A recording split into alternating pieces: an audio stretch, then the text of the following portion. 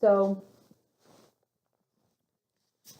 I have went to the movie theaters and I've seen Acrimony, and I was not very happy about some of the things that occurred in Acrimony. However, you know, a lot of things that occurred in that movie kind of happened to me as well, but it kind of happened on the flip side.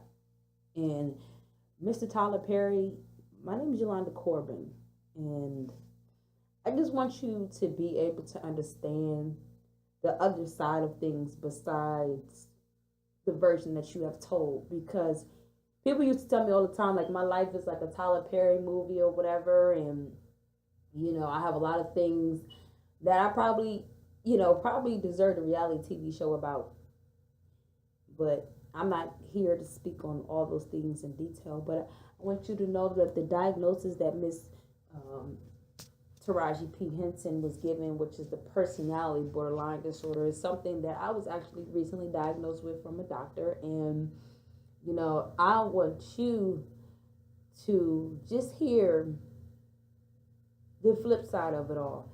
I'm pretty sure that you've met people in your life, and I've heard about your story and your struggles, and I've heard that there are some things that you have faced and encountered yourself, that didn't define who you was, and it made you a better person. In fact, it made you into the man that you are today. So at the end of the day, we all have things and issues and problems and situations that we deal with that, you know, we are labeled in such a way that is so ugly, and we're given these diagnoses. However, the diagnoses that are given to us are now who we really are, but it's something that it was like evaluated, and it's something that we are branded with simply because somebody had an evaluation of us and they think that that is what's true and was accurate, and it's not. I'm gonna just tell you now. I don't know where my camera thing is. That's why I'm like looking close at it. This computer is like really tricky.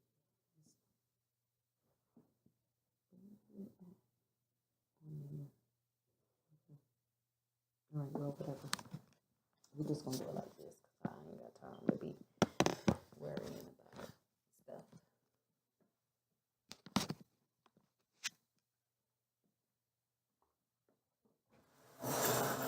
This is me in my bathroom right now. So, my name is Yolanda. Um, right now, I live in Charlotte, North Carolina. I moved here in 2016. Originally from Pennsylvania, and I have, you know,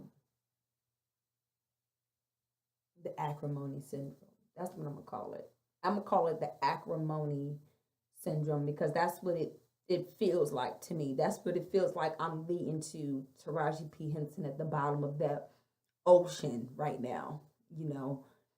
However, my case is not a story or a situation of me trying to get back with a man simply because he left me for another woman.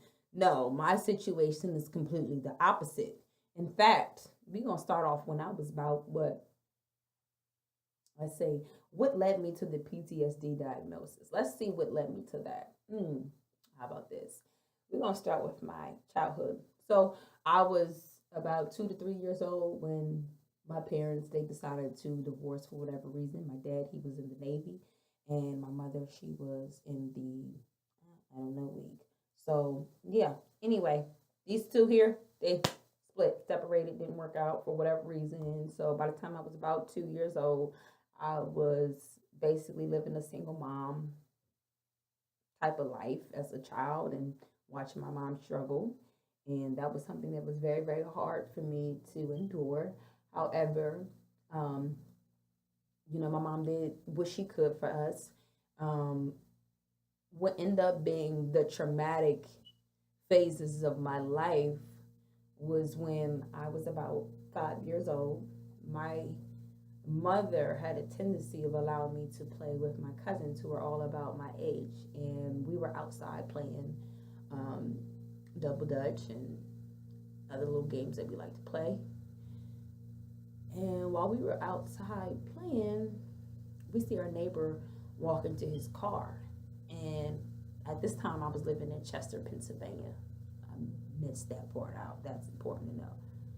We were living in Chester, and anybody that can do any research on Chester, Pennsylvania, you will know back in the 90s was not a fun place to live.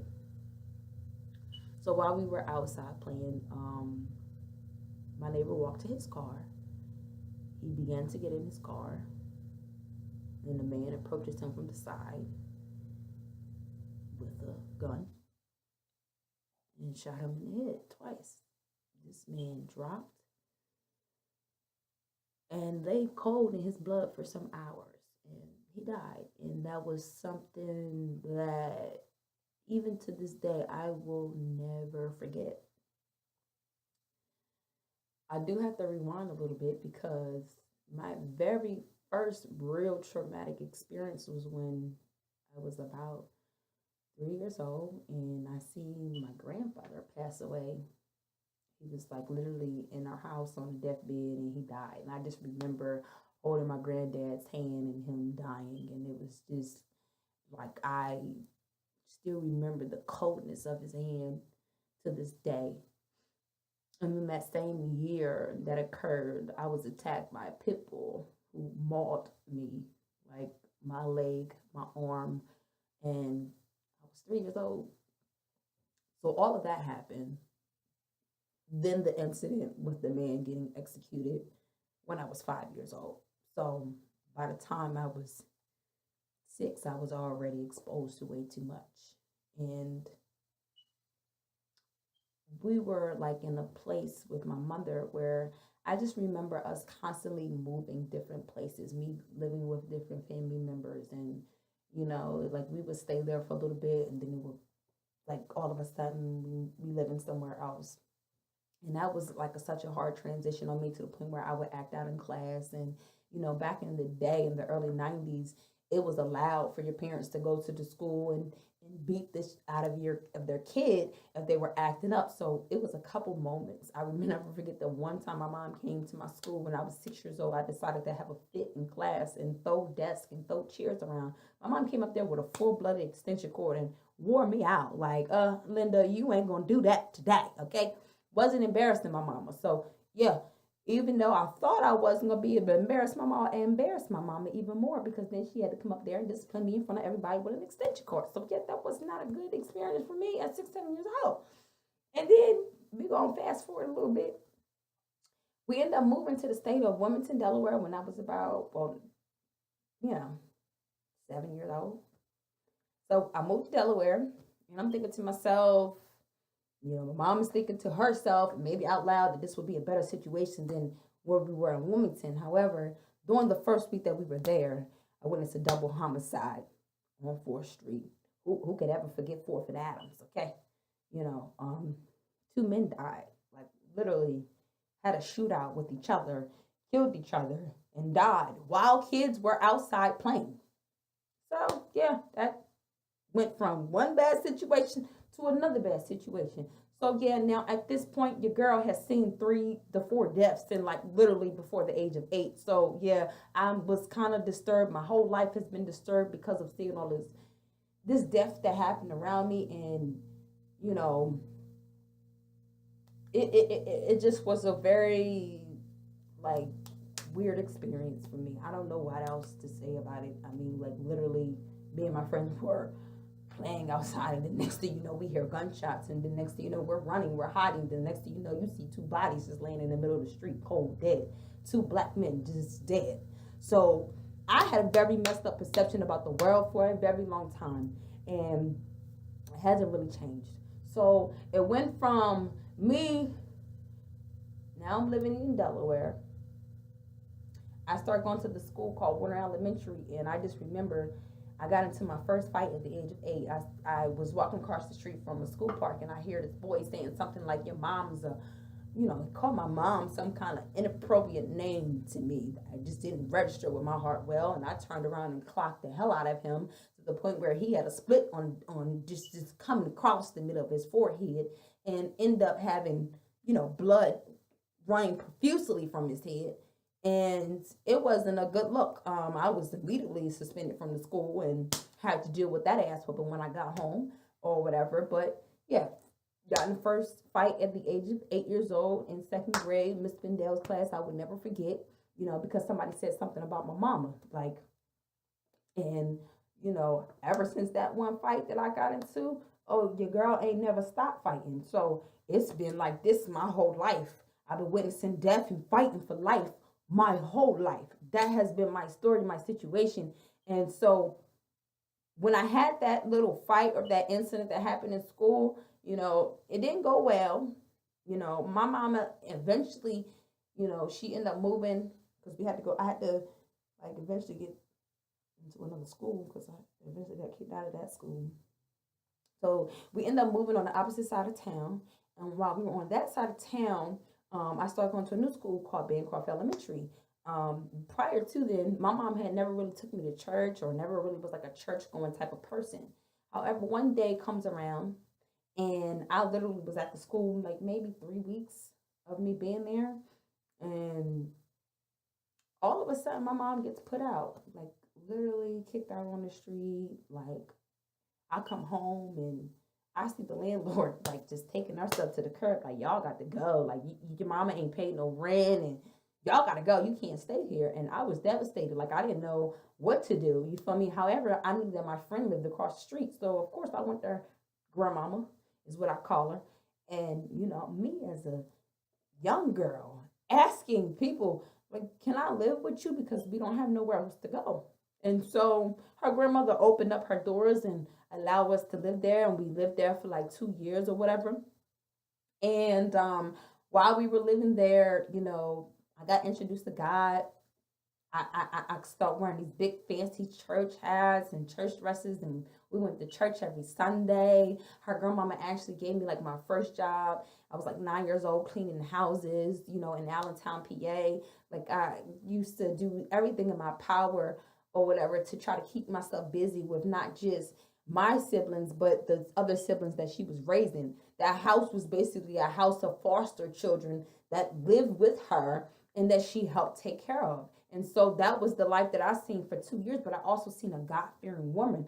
If it wasn't for Marlene, I wouldn't know who Jesus was. I wouldn't know how he died on the cross for me. I wouldn't know anything about God if it wasn't for this woman. Like, she introduced me to my new life. However, while my introduction to my new life was given, I was still dealing with some old demons. And one of the old demons was I was holding on to something for a very long time that my parents knew nothing about. I was molested from the ages of 8 to 11 years old by a man. I was basically under the care of a daycare lady that my mom trusted. And when my mom would work nights or whatever, she would take me to this daycare lady house, and then we would stay the night over there sometimes. And one particular day, her son, who was twice my age, I was about 7, and he was about 14, decided to play this little, oh, let's play house jungle type of game with me, and decided to molest me. Not only did he do it there, but he took me around his other friends and they molested me. I don't even know where I was. I felt like it was such an out of body experience where like it was just an out of body experience for me. I don't like to talk about it. It's something that really feels gross to me and disgusting. Like it's nasty, He didn't just molest me, but he peed inside of me. And then I had a phase in my life where my grandfather touched me when I was like 10 years old. Like it's just nasty, And it changed my life forever because it made me be a promiscuous woman in such a way that I didn't know what sex really was or the reason for it or any of that. I didn't know that once you you lay down with somebody. It's a soul tie that comes with that. You're marrying that person with your body on another and a deeper level. I didn't even understand what none of that was. You know what I mean? Like, my dad never sat down and had conversations with me about whether or not sex is appropriate or not appropriate, or what you're supposed to do with sex and how it's supposed to make you feel. Or I never really had that conversation. But long story short, let's fast forward a little bit. Let's get to my life with, the idea that we tried to have some happiness at some point. And I ended up living with my dad, and my dad ended up getting married. And he married this woman, and her name was Alberta. And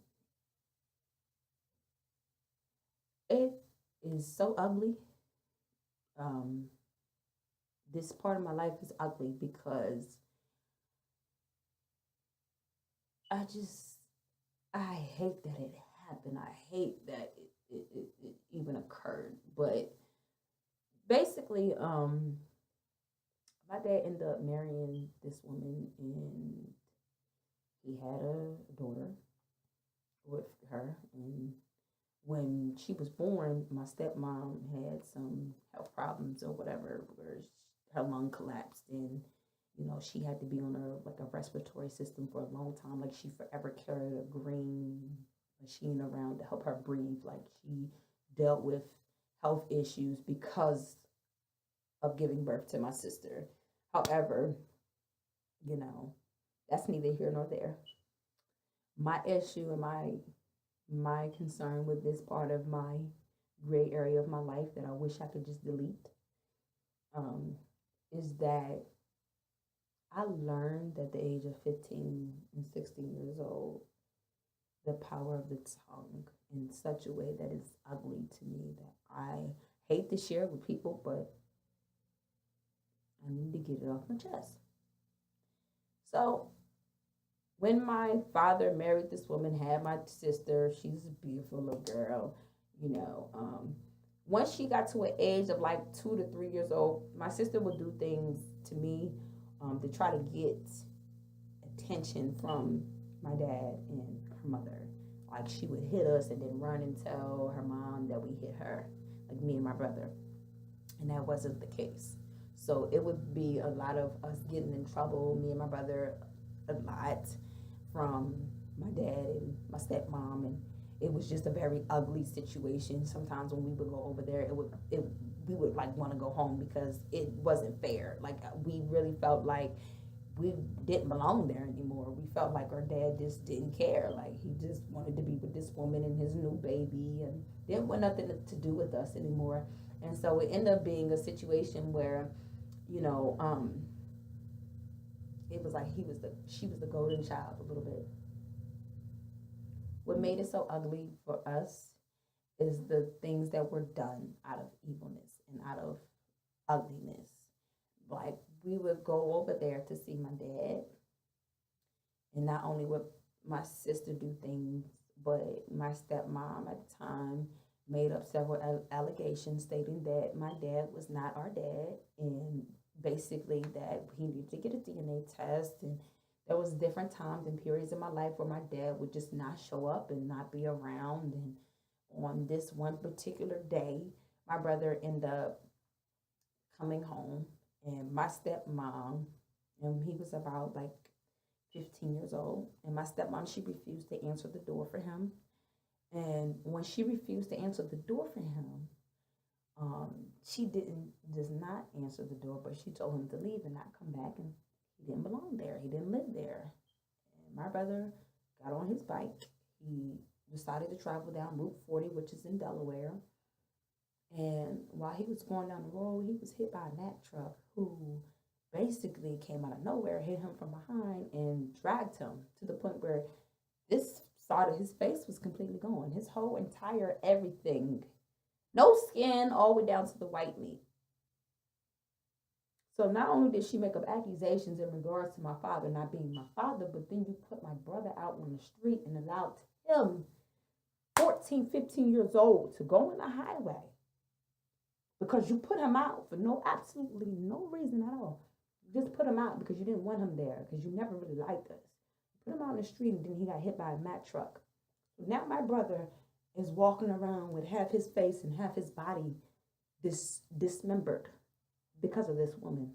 So I was pissed. I was hurt. You know, I didn't care for this woman at this particular time in my life. And when it happened, I told my dad, I said, y'all allowed this to happen to him. Literally, I told him that I couldn't do it no more with her. Like, I'm done. Like, I don't want nothing to do with this woman. Like, I honestly wish that she would die. And when I made that statement, I said it from such an angry place and a real place, but a very angry place. And like literally 3 weeks later, she died. So for me, speaking death upon people was something that I learned very quickly and learned not to do. When she passed away, I was so devastated that I tried to kill myself. I put a gun to my head. And when I tell you the gun was fully loaded, when I tell you I pulled the trigger, when I tell you there were bullets in the gun, when I tell you that I should have died that day, however, God, whatever angels he sent to me to intervene in my life, he sent them at the right time because that gun didn't go off. And I'm here to tell my story today. Like, it was something that kept me. And I know it was the only God that kept me because in my mind, I wanted to end my life because I felt like I killed her. And so that kind of guilt is not something that I wanted to carry with me. My life continued to go on down spirals after that. When I was about 13 years old, I lost my virginity willingly, not because somebody molested me, but willingly I gave myself up and decided for whatever reason, my parents decided to go ahead and have a little slumber party for me. I ended up inviting 2 of my friends, and then one of the friends decided for whatever reason to, we took a little trip to my boyfriend who took my virginity. We took a little trip to his house. And the one friend who me and her kind of just was cool, we just became cool, she decided for whatever reason to try to talk to my boyfriend while I was there. So after she decided to talk to my boyfriend, who to me was like my first, my everything, willingly, I was devastated. I didn't want this girl at my house no more. I tried to put her out. I walked back to my dad's house, and pull all of her and the other friend, I put all their stuff outside. Like, y'all got to go. Like, I don't, y'all didn't disrespect me to the ultimate. Got to get up out of here. I'm done with you. So I end up giving all of their stuff back and put it outside in the front lawn. And then this girl comes and knocks on my door full force trying to break in and was upset. You can't put this out, and how you gonna sit there and act like that and this, that, and the third? Like, she tried her hardest to basically break into my house. So I went upstairs. I got my daddy's gun. I came back downstairs, cocked it back. So what else more you want to do today, ma'am? And while she's still going off and all of that, I got my gun right here and I got the phone right here, and I'm calling the police like, y'all need to come get her because I'm about to kill her. I think you should come right now. Mind you, I'm 13 years old. 13. Not 12, 17. I'm 13, still a young adolescent. Like, and this all happened on my birthday, September 1st, 2001. I went to jail that day. I went to jail. I spent the night in there on my birthday. I was actually 12, turning 13. And yeah, that was my life. That was my life. I ended up going to jail for that day, and then my record didn't stop there. It continued from the ages of about 12 to about 17. I just continued to do dumb stuff to get myself in trouble in the state of Delaware, like 9 to 10 charges. Oh, I fought Every time you called me out my name, I got kicked out of every high school I attended. I went to a different high school every single year. I was an angry person, and yet nobody even knew what happened to me, that I was molested. They didn't even know the massive pain that I was going through. I just was holding it out all up in this area and expressing it in such a way where I felt like if you said something to me, I'm going in your mouth. And that basically was my life from 12 to 17. I ruined so much of myself between those ages. Like literally lost opportunities, literally been hired at banks and walked out because, ma'am, you have a record from the ages of 12 to 17. We can't hire you with this on your record. Like, got hired at Bank of America, got hired at Sally Mae, got hired at Wells Fargo, got hired at so many other jobs that would have took me out of poverty instantly, delivered me instantly from my financial burdens. But however, that wasn't the case for me. God needed me to learn some more lessons. So by the age of 16 years old, we gonna go back to them teenage years. I'm pregnant while I was in high school. Because I decided to get pregnant while I was in high school, I think God said, you know what, girl, I don't need that for your life. I don't need you bringing no new kids up in here because you're still a kid and you need to get re-raised yourself. So yeah, after that, I got in a fight. Yola lost her baby at 16 years old. Then I got pregnant again and aborted that baby. Yeah. So I've been through willingly and unwillingly with children. So yeah, my life was, for them teenage years, it was just ugly. And it doesn't really, I don't even know how to explain it. Like I was seeing a therapist from the ages of 12 to 17 for my anger. I was seeing a white therapist and it didn't really work. I was involved in dance. I was involved in theater. I was involved in the arts.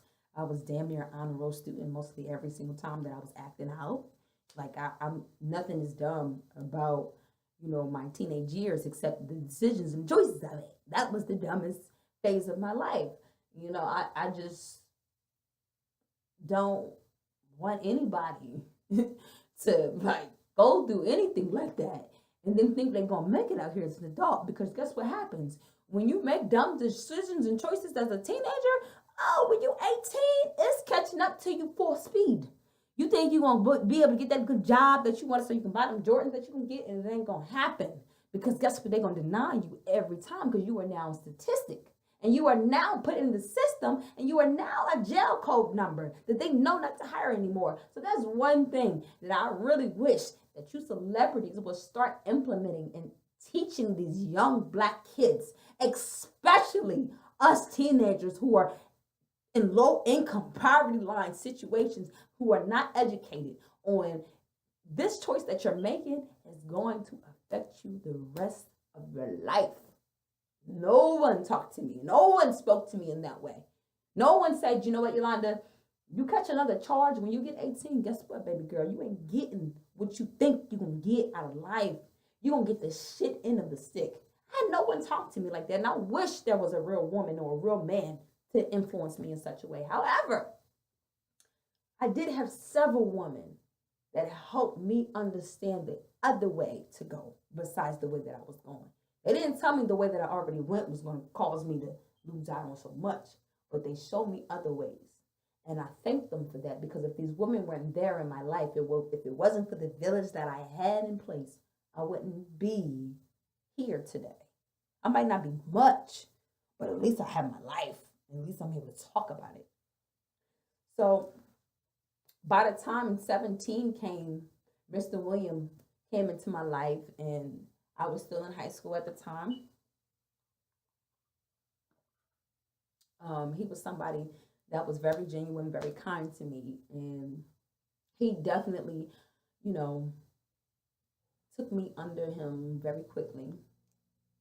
At that time, I kind of was like living in between different houses, or was living with my aunt. And then, my aunt kicked me out because I came in late, like on my birthday. Like I was 16 years old. And During that time, in my teenage years, my mom had been to jail twice. So I had to go live with my aunt like a couple different times. And on my 16th birthday, I came in the house at like 9:15, and she wanted me to be there at 9 o'clock. My aunt put me out on the streets, evicted me on my 16th birthday.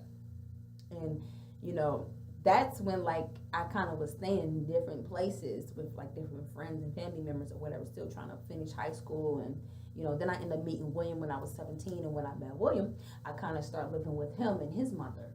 And when I moved in with him and his mother, I didn't know that witches were real until I met his mother.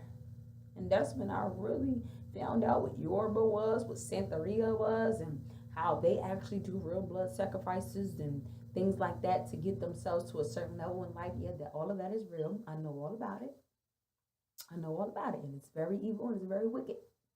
However, that ain't my place to judge. That's God's place. He gonna deal with her on his own time. Number one, when I met Mama, this is what Mama Yoruba had to tell me. Well, you believe in Jesus? I don't know why you believe in that white man. She said, he's just like you and me. She said, he's normal. He was nothing but a messenger. She said, let me explain something to you. Everything that Jesus did, I can do. I said, oh, really now? Oh, can you? I said, so you can turn wine into water? She said, yes, I certainly can. I said, oh, really? You can take one loaf of bread and feed, and 2 loaves and 2 fishes and feed the masses of people. If it came down to it, you can forgive and love like him. You got the power to wake me up. That's what you're telling me? She said, no, ma'am, I don't got none of that going on. But guess what? I can get in the kitchen. I can do that with no problem. So you have to conjure up things to be great. How about my God only has to speak it and it happens? Ooh, so glad to know him. So yes, I had people in my life who tried to denounce Christ and who tried to steer me off in the wrong path and put spells on me. And this woman was wicked in her ways, and she did things to me that were just like, Linda, why would you ever want to play with God like that? I'm just too scared to even test my God like that. I'm too scared. I could never be bold enough to denounce him. And then to make it seem like me and him on the same level? Are you out your mind? Oh, I can do what Jesus do. Like, that's, like, I've never, ever seen wickedness until I seen and heard that. Yeah, I've seen a lot with the death and the killing and all that. But when you have somebody compare themselves to Jesus and try to say that they are God, it's just like, wait a second, what's going on with life? So anyway, I dated her son, and me and him had a good relationship, We did get into an incident, and I ended up being pushed, and I left the home. I moved with my friends, stayed with them for some time. And while I was with them, my dad decided to come and get me from their house, and I ended up moving to North Carolina with him. When I moved to North Carolina, at the time, I had not finished school. And I was 18 years old. Still had not finished school yet. So I studied on my own for about 1 month. And I went to go take the GED testing here in the state of North Carolina, ranked number 26 out of 400 in my class. It was actually put on the cover of the CPCC magazine. Ended up getting my GED from there, and ended up obtaining my driver's license, and got me a job. And I kind of was on the right path when I moved in with my dad here in North Carolina. I really thought that this was the state that helped me, be the woman that I'm destined to be. However, what I found out was, I still was in love with William, and I kind of wanted to be with him. And even though I was dating somebody else at the time, we were like just dating, though. I was actually just a side chick. Let me clear that up. I was the side chick. We're going to admit that now, because we already given everything else up. And so this man was married to a white woman, black man, and he made me his side chick, and I agreed with it. And I actually thought that for whatever reason, me and him was going to be together, and it didn't end up being like that. So because of the lack of love, and also because I knew how much William loved me and was willing to do for me, I decided to go back to William. And we ended up having a long distance relationship. I was still here in North Carolina. However, he would come to see me or whatever. He came to see me one holiday, and he had got shot like literally 3 weeks before then. He ended up catching a bullet in his behind. So he ended up catching his bullet, and he got shot. And he drove all the way to North Carolina 2 weeks later to come see me and spend time with me. Me and him spent time together, and it was amazing. Like, it made us grow closer together, and we ended up continuing our long distance relationship. However, during our long distance relationship, Yolanda didn't know nothing about long distance relationships. I didn't know they were real, so I was still living a single young life, doing things that I probably shouldn't have been doing. And it ended up becoming a more situation because I got pregnant. I didn't know who the father was, and I had 3 different options, and I had to take the court for all 3 of those different options. Very embarrassing, very ugly, but it happened, you know. So we end up, I'm gonna come back a little bit. So we end up having a good relationship. I ended up finding out that I was pregnant when I was 3 months pregnant. I didn't even know for the first 3 months that I was pregnant. Ended up finding out one day because I kept throwing up, and I ended up going to the hospital. I'm like, oh, they like, yeah, Miss Corbin, or I'm Khalid. I was Khalid at the time. Yes, Miss Khalid, you're pregnant. You know, your expected due date is March the 3rd. Okay. Now I gotta figure out who the daddy is. So, after finding that out, I was kind of like the one to tell everybody because I don't like keeping secrets. I've never been the type of person to keep secrets, so I called every possible mate. Listen, I'm possibly pregnant. You need to know this now. There is other people involved. I think you should know, though, that you could possibly be a dad. Okay, well, you know what I'm saying? Everybody, the 2 other gentlemen wasn't really feeling that situation or scenario. William, he was excited about it. However, William had some news to share with me as well. Found out that William had cancer. Very serious cancer. Cancer where they gave him a 6-month diagnosis to be in this world.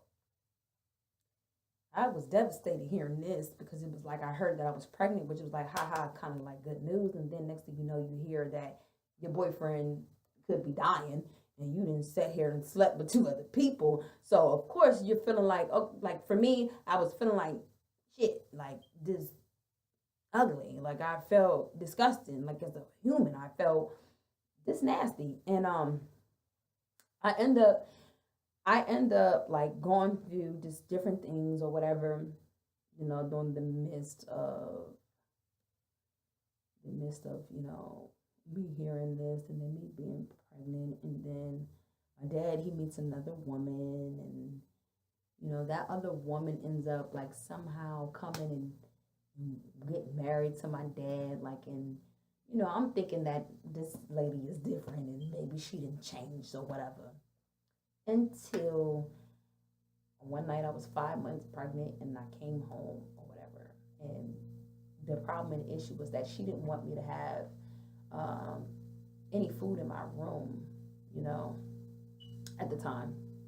And just a week before she made the rule, she allowed me to buy a refrigerator to put it in my room. So I'm just like, you sound stupid. Like, you want me to not have food in here, but yet you let me buy a refrigerator to put in my room. Anyway, she came home, and this woman, I had never heard her cuss before, but she came home and she seen an open can of peanut butter. That lady called me every name in the book. She cussed me down from the top of my crown to the tips of my toes. She let me have it in every way that she could, and it was very devastating to me to the point where I wasn't gonna let this woman disrespect me like that. So, you know, I bucked up back. Like, hold on, Linda, wait, who is you talking to? Because this is my daddy house. And mind you, I'm about 18 years old, 5 months pregnant. Yes, you heard me, 18, 5 months pregnant. It is about 11 o'clock at night. You know, I know this woman said, you know what, bitch, you got to go. She put me all the way out. All the way out. I had nowhere to go, no friends, no anything here in North Carolina. I end up sleeping in my car for a couple of days, and I end up living with a coworker for about a two-week period. And then I said, you know what? This is too much. I called William. William told me, Yolanda, my lung just collapsed. Wait, what? What do you mean lung collapsed? Like, I remember my stepmom lung collapsed, and then she didn't really live too long after that. So, yeah, I'm coming up there. You say no more. I will be there. I got to Delaware, and seen when I seen William, it's like he lost 100 pounds. Mind you, I'm a I'm a little chick. Okay, William was about 6'2", almost 280 something pounds. When I seen him, he was about 180 pounds. Okay, so yeah, I'm devastated at this point. Yeah, it got to a point where I started going into contractions. It was so bad to see him like that. I had to get counseling immediately. Like immediately when I moved there in October, I literally had to get set up with the counselor. Literally, immediately, because I couldn't understand. And then, like, I get with a counselor, I get in a good church. I'm going to this church, and literally, I get a nightmare that comes. It's like God showed me, you know, something that I needed to see. He made me see a vision, and then He said, "You got 2 weeks." That's all I remember. It's like, you got 2 weeks. 2 weeks. I never understood what the 2 weeks meant until he died 2 weeks later. And that was the only sign that I got was I got a vision. I got a vision of him being buried. And then I got a 2 week notice. And then he passed away. Like I literally got into an argument with his mother because she was gone all day. And me and his brother was his only caretakers. The whole entire time that I had been there, she was not helping him in no kind of way. And mind you, this is the same woman who practices this witchcraft stuff. I literally got into an argument with his mother the day before he passed away. She said, "Yolanda, you have to go. I'm not going to sit here and keep dealing with you in your mouth and you're not barely doing anything to help me or my son. You need to leave." So I left. I went to go stay the night with another man because I didn't have anywhere else to go. Went to go stay the night with him. I came back 9 o'clock in the morning and she's sitting on the top of the rail with his face like, William transitioned. And I'm like, excuse me? First of all, I'm young and dumb. Don't even know what transition. What does that? Like, what does a transition mean? Does that mean he got a new bus pass to go somewhere else besides this crazy ass place? Like, what does that mean, transitioned? You know what I'm saying? I'll go upstairs. He's cold as ice. And he died. And it's like, you sitting there with a smile on your face talking about something he transitioned. Like I wanted to smack Jesus into her. And it devastated me. Like devastated me. And that same day that he died, my best friend at the time called me. "My mom's car broke down. Can you come and like give me a jump?" And I had like literally eyes bawling out. These people around me, not just so oblivious to everything that I'm like facing. I'm 6-7 months pregnant, thinking that he's the father of my child. Then he dies. On top of that, you feel what I'm saying? I'm like freaking out of my mind at this point. Like, are you serious? I go and help my friend and her mother out or whatever. And then we helped bury him and it was just like such a weird experience and I felt like she killed him and it's just like I mean like seriously, like I literally lost somebody that was like somebody I love. Like I seen people die before. Like I seen my grandfather die before. However, I never knew my grandfather. This is my dad's dad. I never knew him in a way like at 2 or 3 years old to know like I would be sad about him dying. I didn't know him well enough to know that. Then, not only did he die and leave, I had to deal with other devastation that came like 4 or 5 months after that. I'm at work as a receptionist at the same building that I went to do dance. I did theater at. I did, activities. I was a camp counselor there. I mean, the women that I said that were like a village to me and that helped raise me or whatever, I ended up working there. I ended up working for the executive director of that company and ended up being a receptionist as well, a register of student services. And while I'm doing my job, you know what I'm saying? Like I'm sitting at the desk and I'm just, like just minding my business and answering calls and doing what I'm supposed to do. And this was literally like right after I had my son, I hear this loud boom. And it's like, it was like a weird boom type of noise. It wasn't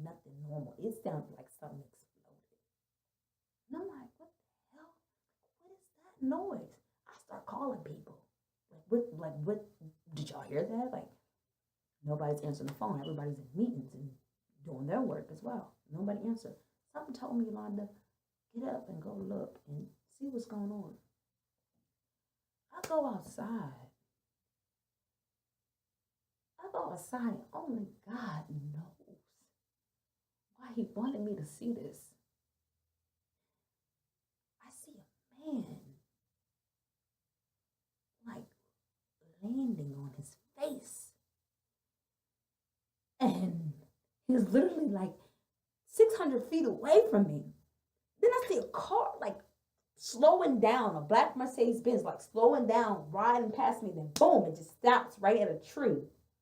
And so I'm looking like, what the just happened? This dude just hit this man? Man, do you not know?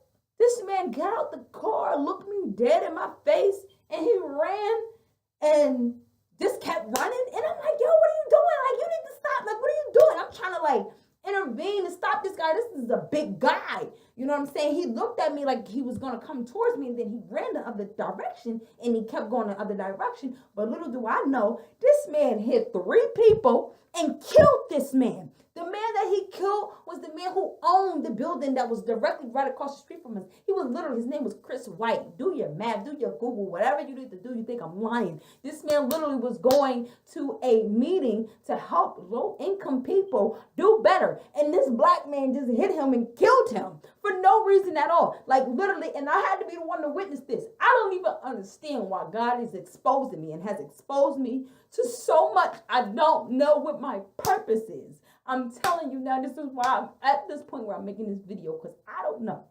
I have no idea why he died that day, why he died in front of me, but it was devastating to me to see something like that. I was like 19 years old. I didn't understand, like, why? I've seen so much death in my life, but this right here, that was just way, way too much for me. Not only did I witness this man die, and I was devastated by it, and I was, pregnant at the time, and it just was like so much. Like, I ended up meeting, another man, and basically I met him, and this is where the acrimony part comes in. I gave you my history, but this is the acrimony part. I basically was living with the witch lady, and her son had passed away, but I had ended up living with her for almost 2 years after he died. I didn't have nowhere else to go. I was paying this woman rent every month or whatever, so, and I had my own room, I had my own space. I ended up going outside one day. Excuse me. That wasn't right. Excuse me, Lord, that wasn't right. I ended up going outside one day. I go outside to the corner store, which I did quite often. And this guy comes up to me, he asked me, like, have you ever voted before? And he has a clipboard in his hand, and his shirt says Acorn on it or whatever. So I'm thinking, like, this is during Obama's run. So, of course, yeah, I'm definitely registered. Like, definitely want to vote for my boy Obama. And it ended up being a situation where this man, who I thought was going to be like my everything, he ended up having a very long political, intellectual conversation with me. He just seemed so charming, and he seemed like the ideal person, somebody who was well-rounded. His parents were pastors or are pastors. They are Christians in the community and the church, and they reflect that at all times. So yeah, in my mind, I'm thinking to myself, oh yeah, girl, you got somebody. Like you might got somebody who's worthy. So me and him, we spoke for about a month. He did live in Jersey at the time with his parents. However, he worked, so I kind of looked past that. And we spoke for about a month, and then finally one day he came back to visit me, and me and him had relations, and then I ended up pregnant, and that was not ideal for me. However, once we did that, we entered into a relationship as well.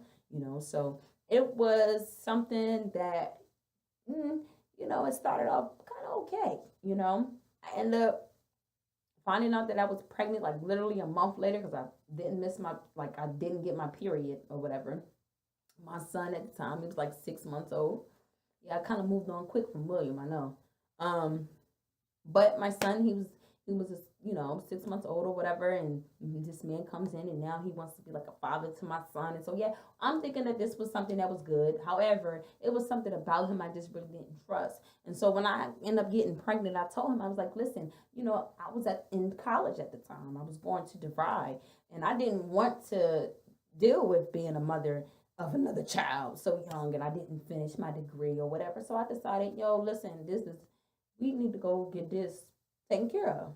So we went, got it taken care of. However, I ended up pregnant again. And this time, it was on the terms that me and him ended up separating from each other because after I got the abortion, we wasn't really dealing with each other like that. It was more so less like, yo, I didn't got pregnant by you. I don't really want nothing to do with you. However, we would still have relations with each other. And every time I went to Philly, that would be the guy that I would go see or whatever, because he eventually, ended up moving out of his parents' home and into a housing situation in Philadelphia. So I ended up, living with this woman still, and while I was still living with this woman, and William then passed away, and of course that was the house that he lived in. I was still dating other men, and I ended up dating this one guy named Kareem, who I thought was like everything to me after me and Lincoln had split for some time or whatever. And I honestly thought that he was going to be everything to me too, because I was just young and dumb, and he was a drug dealer, and I was running packs for him and just doing dumb young adolescent stuff that I should have known better not to do. And yeah, that just didn't go well for me. So me and him ended up breaking up. However, I didn't know who the dad was for my baby. So I blamed him and I blamed Lincoln. And I ended up finding out a couple years later that Lincoln was the dad. But mind you, I had my son Jade in February 3rd, 2010. Me and Lincoln ended up getting back together, and I ended up being pregnant again. I had 2 kids in 1 year, February and in December. So my 2 children were birthed, and in the midst of that happening that year, there was so much that went on between the both of us. We broke up several times. I ended up finding my own place. He ended up living with me at a point in time. Then he ends up going to New York. Like literally, kind of like before my son was born. And he went to New York and he went up stealing something and he got arrested in New York. And when he got arrested in New York, he was in jail for like 3 or 4 months. And during those 3 or 4 months, my little sister came to live with me, and she seen me messing with somebody else. Because Yola don't do jailbirds. If you go to jail, we are not together. That's how the way that works in my mind. So I ended up messing with another man who was like my neighbor, and my sister decided to tell my ex-boyfriend Lincoln at the time, whenever when he came home. She said, well, Yolanda's been sleeping with this person and that person, and really it was one person, but she told, and it ended up being very messy. I ended up telling on myself, and I told the truth. Yeah, I was doing this and I was doing that, and it wasn't a good look for me. Like, and he was very upset, and I was very devastated that my sister shared that part about my life to him, and I felt like he didn't even have the right to be exposed to that part of my life, but he was. And so it ended up being a situation where, we broke up, and then we got back together, and then he ended up finding out that he was the dad to both of my kids. And several years went by, and me and him had a lot of different arguments. He never was like able to keep a job for more than 3 months, and that was like one of the major issues that we had. We ended up moving into another home that was a little bit better for our children, and he moved in after the fact that I had signed my lease. Were broken up for like a 2-week period, and then he moved in afterwards. And during the time that we was there, I would catch him doing different things. Like, I looked out the window one night, and literally as I'm looking out the window, I see him talking to a girl walking by my house, and he's like, yo, let me get your number, this, that, and third. But he doesn't know that I'm looking out the top window and seeing everything that he's doing. So yeah, I had to deal with that devastation, and then had to deal with the devastation of, okay, I'll go through his phone, and underneath another guy's name, there is a very intimate conversation going on. So I find out that, and then he tells this person that he loves them, but the way the conversation is, it's not like the man friend that he has listed under his phone. It's like completely somebody else. And so I was very devastated by that. When I start seeing these different activities going on, I really start getting in the mood of like F him, like in all his life. I remember I told you I got into several fights and all of that or whatever when I was in high school. Well, let me fast forward up. Around 2013, I was still in school, going ham. I mean, like literally, I was the one that was in labor doing my final exams in the bed. I got pictures to prove it. Like I was a grinder. Like I made honors and everything. To me, it was about, you know, doing the best that I can to get my kids up out of the hood, because I know what it was like to go through that as a child. I didn't want my kids exposed to that. So I basically ended up, you know, doing the best that I could in school. However, I had to constantly deal with the financial burdens of this man not ever being able to keep a full-time job. So you know, I'm getting thirsty and parched. I ended up giving him an ultimatum because I ended up pregnant again. We now are at kid number 3 with this man. I ended up pregnant again. And I told him, like, listen, like, you let me bring another child in this world and I'm not married to you, done. Like, I'm walking away from you completely. I will take my life and I will move to North Carolina and I will be done with you. You won't ever have to worry about me again in life, bro. I'm done. Because I'm not going to let you just keep putting babies in me and I'm spitting them out back to back like little angels, and you up here let me walk around unwedded to you. I don't think so, bro. It's not happening like that, okay? So yeah, he had an ultimatum. And the next thing you know, we go to a PTA meeting at my son's school, and then here he goes, oh, I want to marry you in front of everybody. So he proposed to me in front of everybody. And I'm like, oh, okay. You're trying to step your cookies up. But really, it was the 90th day that he had, because he was on his last day, boo-boo. I gave him a 90-day commitment. You have 90 days to get yourself together or I'm done with you. And so if the 90-day commitment was at the final day, that's when he decided for whatever reason to go ahead and pop the question in front of the school. All these people, I really didn't even want to know my business like that. But, he did it. And I said yes, even though the ring fell off my finger, which should have been an indication from God not to do it. So I did it anyway. And because I did it anyway, for whatever reason that I have in my mind that I thought it was right, I started making plans to marry him, and we ended up putting a lot of money down. This nice little spot that we were supposed to get married in Philadelphia. We put down like $2,000, and then all of a sudden he lost his job again, and I start going through that doubt thing, like, yo, bro, you can't even, like, how you gonna marry me? You can't even keep a job though, bro. Like, it's just not gonna work. End up going through, putting down a deposit only to be like, I don't want to marry this man. This is not gonna work. This ain't gonna work. This is not gonna work. Okay. And the reason why it came to that complete halt was because, me and him had an ordeal or argument or whatever about him not working, and he kind of like moved out of the house. I actually put him out and he moved back to Philadelphia. And then, it was like literally a week and a half before we were going to get married. And he came to my house, and me and him, just kind of had like a heart to heart. And in this heart to heart, he tells me, because during the time that me and him together, I got accused of cheating a lot. And then this man tells me this. Oh yeah, I just want to let you know that one time that I was in jail and up in New York, and when I came home, I got somebody else pregnant. And guess what? She ended up getting an abortion, and I helped her pay for it. Then he says to me this. He says this to me. It was so ugly. Not only did she get an abortion, but you remember that girl Tatiana that you fought in high school? I brought her to the house one day, and me and her, we made out on the couch. But we never had sex, but we did make out on the couch. Okay. Then we're going to hit you with one more thing. And then he tells me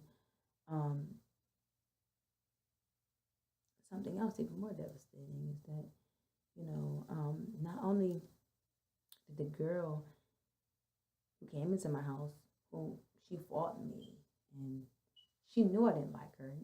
She knew we were enemies. He didn't know, but she knew. she went on social media and put it all out on blast.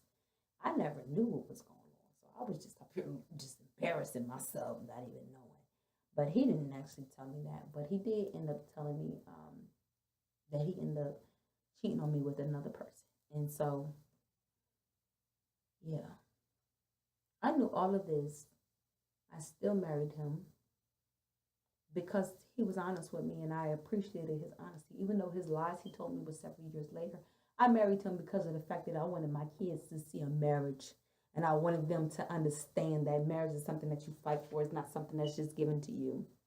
And so that's the reason why I decided to go ahead and marry this man. And we end up getting married. And we're going to fast forward to right now, where we at today. Y'all will end up getting that opportunity. I don't mean to speak in third person, but I'm going to say it. I ended up getting the opportunity to work for the state. I got a really good job there. I had to do a lot of pettiness and cattiness when I worked for the state. However, I was making good money. So my idea of moving out the hood was coming to a door near me very soon. I ended up getting approved for a loan, a mortgage, and I was like very excited. You know, I looked for different homes in Delaware. I ended up applying for several different places. I put in my bids, and every single last one of them bids I was putting in. I put in about 7 of them. They all got denied. So for me, that was God's way of trying to help me understand that Delaware wasn't the place to be. You know, not only did I get denied or rejected from all those different places, my husband was supposed to be included on a loan, and at first he was. We both was like about to come into some really good mortgage money in a nice little environment or whatever. However, I literally, before the one house that I was about to get, before that was like, finalized, because I was very, very close to owning a mansion on Banger Boulevard, which is unheard of, like $175,000. Before I could even go ahead and get everything finalized, this man lost his job again. So now we're back in the same boat. And my loan went from 175 to about 135.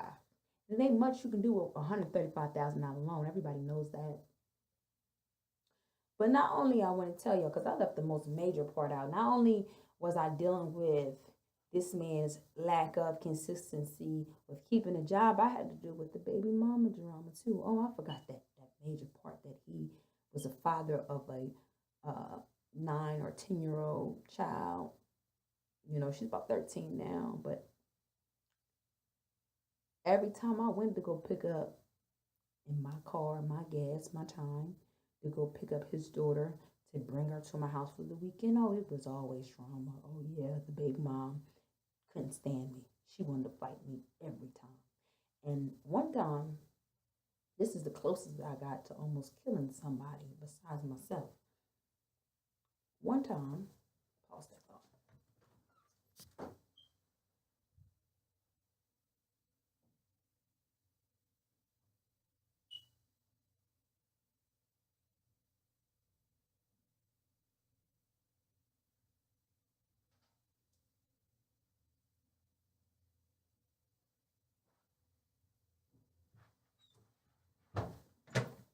Anyway, so one time, right, we go to Jersey to go get the daughter. And while we in Jersey,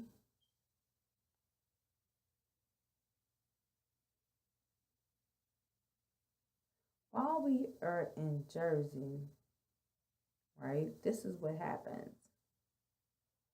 We go pick up little Miss Genovia. When we go pick up Genovia, this is the daughter's name. I don't mean to name her, but I'm going to name her because who names their child that? Jesus, he's still working on me, okay? We go get this little girl. And every time we would go get her, her mother would never send over proper clothes. And so she would always have like 2 small clothes on. And it used to bother me so much because I never dressed my kids like that. However, it didn't matter. She's a child. She had nothing to do with that. That's her own parents' dumbness. So I would do the best that I can. I would buy her clothes when I could. And, try to keep her well dressed to look like she belonged to us, and not some outside child, not like a stepchild, basically. So I would be the one to buy her clothes and just do different things for her because I felt like that was needed. You know what I'm saying? I'm not a bad person. I don't think.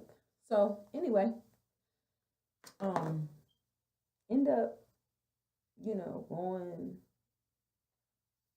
out my way to Jersey to go get her, and then we park. Lincoln tells me to park like in the middle of the parking lot somewhere, so that's where I parked at. And the next thing you know, she finally, made herself known, like she always does. She's very loud, and I hear her screaming like across the shopping center parking lot. And mind you, my 4 kids are in the car along with my sister. So we wanted to know what the heck is going on. Like, I pulls up to where they were. What's the problem here? And all I see is her like crying and F you in that peanut gallery you got going on. And the next thing you know, I was like, hold on, wait a second. Ain't nobody do nothing to you. We came here to get the baby and let's go. Like, we don't have time to sit here and go back and forth with this rah-rah mess. Like, why every time you have to show yourself every single time? I don't get it. So the next thing you know, homegirl tried to reach in my car because my van window was down. So hold up, homegirl, wait a second now. Oh, she tried to grab me. Okay, so this is the moves that we doing. I made sure that everybody was secured in my van, and I pulled off with her arm still in my window, and her whole body rotated. I don't know what happened to her after that. Maybe she dropped. I don't know. I know she's still living, so I ain't kill the girl. But yeah, then we pulled off, and that was the end of that. Then there was another incident where we was in Philadelphia. I went to go pick her up because the girl moved all the time. We moved to Philadelphia or whatever. No, we went to Philadelphia to go get the daughter, and the same thing happens. And this time she's even more loud. This time she's cussing him out. This time she's threatening to hurt him. Now, mind you, this is still somebody I'm married to. So regardless of how I feel about him and how I look at him, honey, you was not getting ready to tear my husband down at the time in front of me and in front of his kids. So I got out the car because I had about enough of Shanae. So I got out the car, and all I know is homegirl thought I was playing. She came back outside with the knife. And she thought that I was going to back down because she had the knife. Oh, no, Linda. I put my hair in the ponytail. Oh, you want to stab people? Okay. So I put my hair in the ponytail.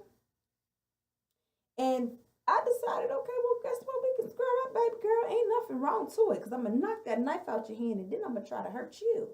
So, but yeah, none of that happened. She ended up putting the knife up. I think her husband, yeah, the hoe got remarried. Excuse me. Yeah, she got remarried. So yeah, her husband came out and tried to stop the situation as best as he possibly could. And because he ended up stopping the situation, it helped save 2 lives that day. Because I was gonna go to jail and she was gonna be dead. So it saved 2 lives that day. But not only did the situation was de-escalated. However, while she was in the midst of taking that knife back in the house, I took a cup of dirt and threw it at her because I just felt like she was a dirty bitch and she deserved it. Let me explain something to you. Forgive me for my language. God is still working on me. Please pray for me, Lord. And saints, pray for me in the church. So anyway, all of that happened, and we left the scene, and it was just a mess. Around the year 2015, however, Mr. Lincoln Corbin, he came downstairs and he seen some letters that I was writing to my ex, who was in jail at the time, because I didn't want Lincoln. I was over Lincoln and all his ways and the baby mama drama. I was done with it. Him not keeping a job. I was just like, part of me had been left the marriage spiritually and emotionally years ago. So as all of this is going on or whatever, I end up, getting to a place where I wanted to be done with him.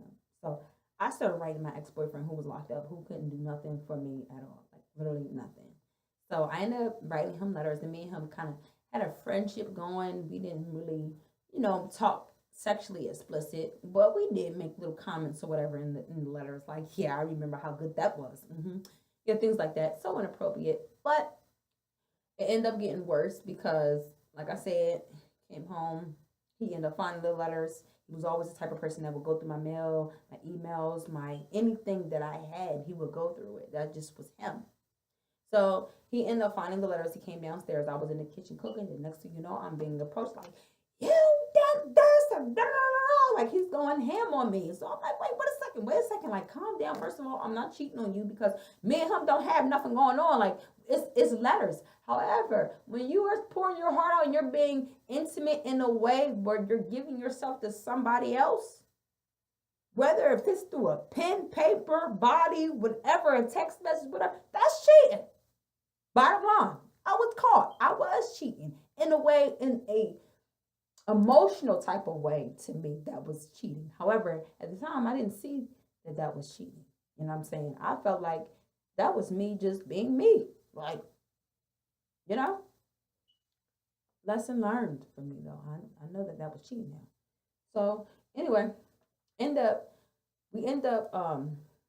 getting into an argument. The next thing you know, dude who's like 6'2", 350 pounds, took me like this, raised me up off my feet, and threw me. And I fell into a brick wall and injured my back traumatically. Like, and then when he pushed me, he came over top of me and he kicked me in my stomach. Oh yeah, Linda, I called the police on that ass that day. And he was escorted out of my house. After he destroyed it, of course, threw everything, broke half of my stuff, and they couldn't arrest him for that because they're like, ma'am, that's his stuff too. So technically, yeah, you have no bid going. So yeah, move on with your life, divorce him and keep going. So guess what happened? I decided for whatever reason to separate from him, and then I got back with him. And then we end up getting into another altercation, you know, on October 22nd, 2015. Yolanda said, I'm done. I'm done. I'm really, truly done. But instead of me having my Taraji P. Henson moment and going to go kill his ass, what I did was I said, you know what, Yolanda? Let's just get him away from you. I went to the courts. I filed domestic abusive papers against him. I was granted a domestic abusive order against him. He was not allowed to come around me no more. We were done. Like, I didn't want nothing to do with him. However, dude still decided to show up at my job several times. Called the police. Oh, yeah, man, well, you know, we understand that there's an order in place. However, you know, they didn't want to do nothing about it.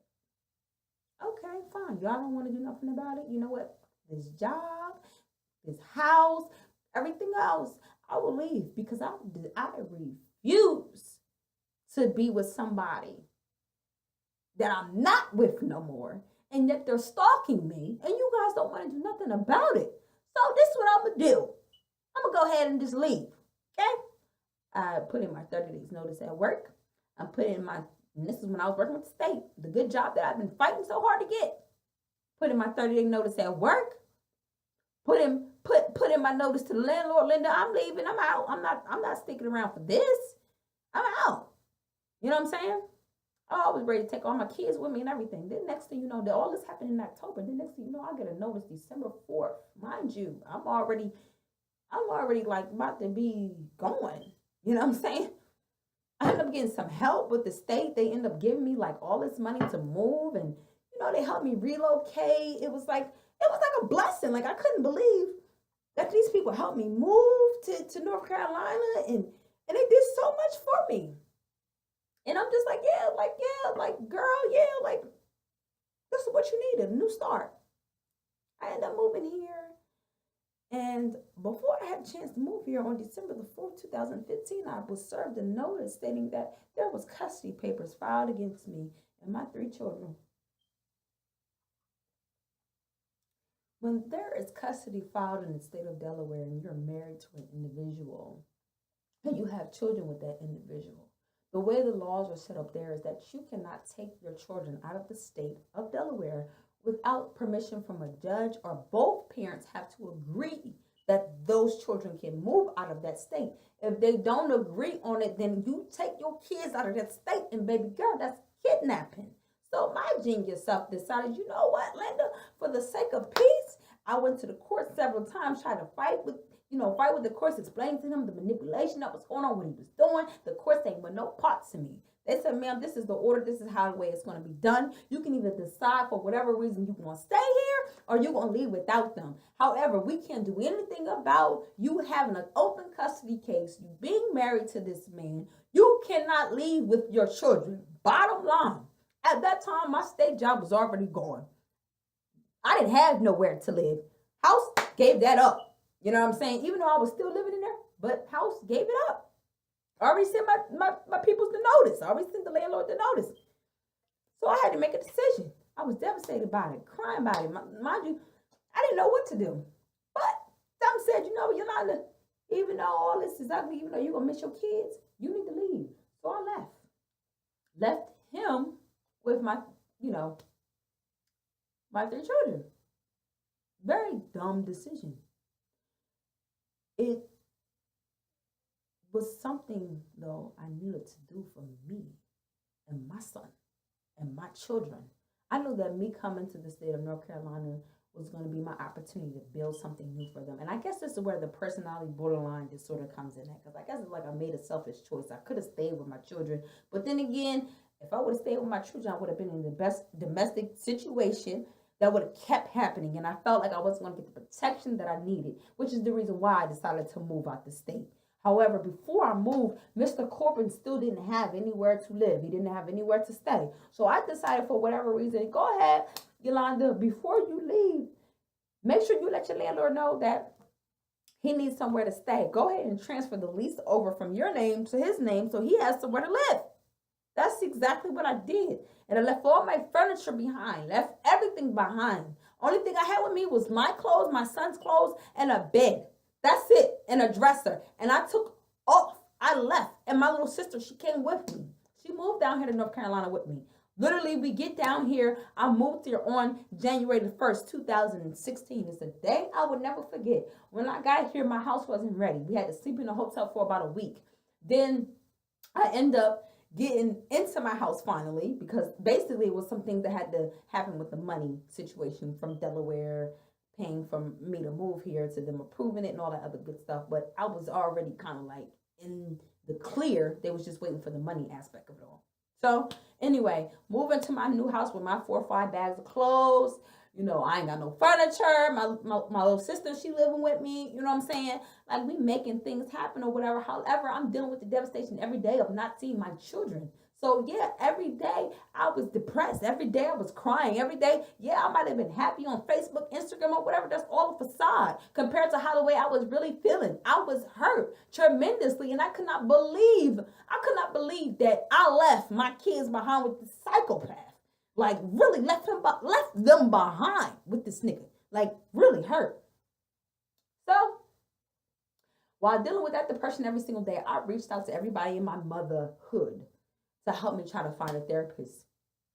To get therapy here in the state of North Carolina is almost impossible when you have Medicaid. Like, literally, I was seeing a therapist 2 to 3 times a week when I lived in Delaware for years. I come here, I can't even get an appointment with one therapist because, Ms. Corbin, you have Medicaid, and we don't accept Medicaid, and And it's like, now I'm dealing with this PTSD, these mood disorders, and depression all on my own. Like, all on my own. You know what I'm saying? I'm lashing out sometimes at my little sister because she's bringing, her audience around, her different men that she's entertaining. And I'm sad and devastated because I want my kids back. You know what I'm saying? So I literally went through a lot of stuff in the year 2016. However, I dusted my shoulders off and I kept going. I kept going.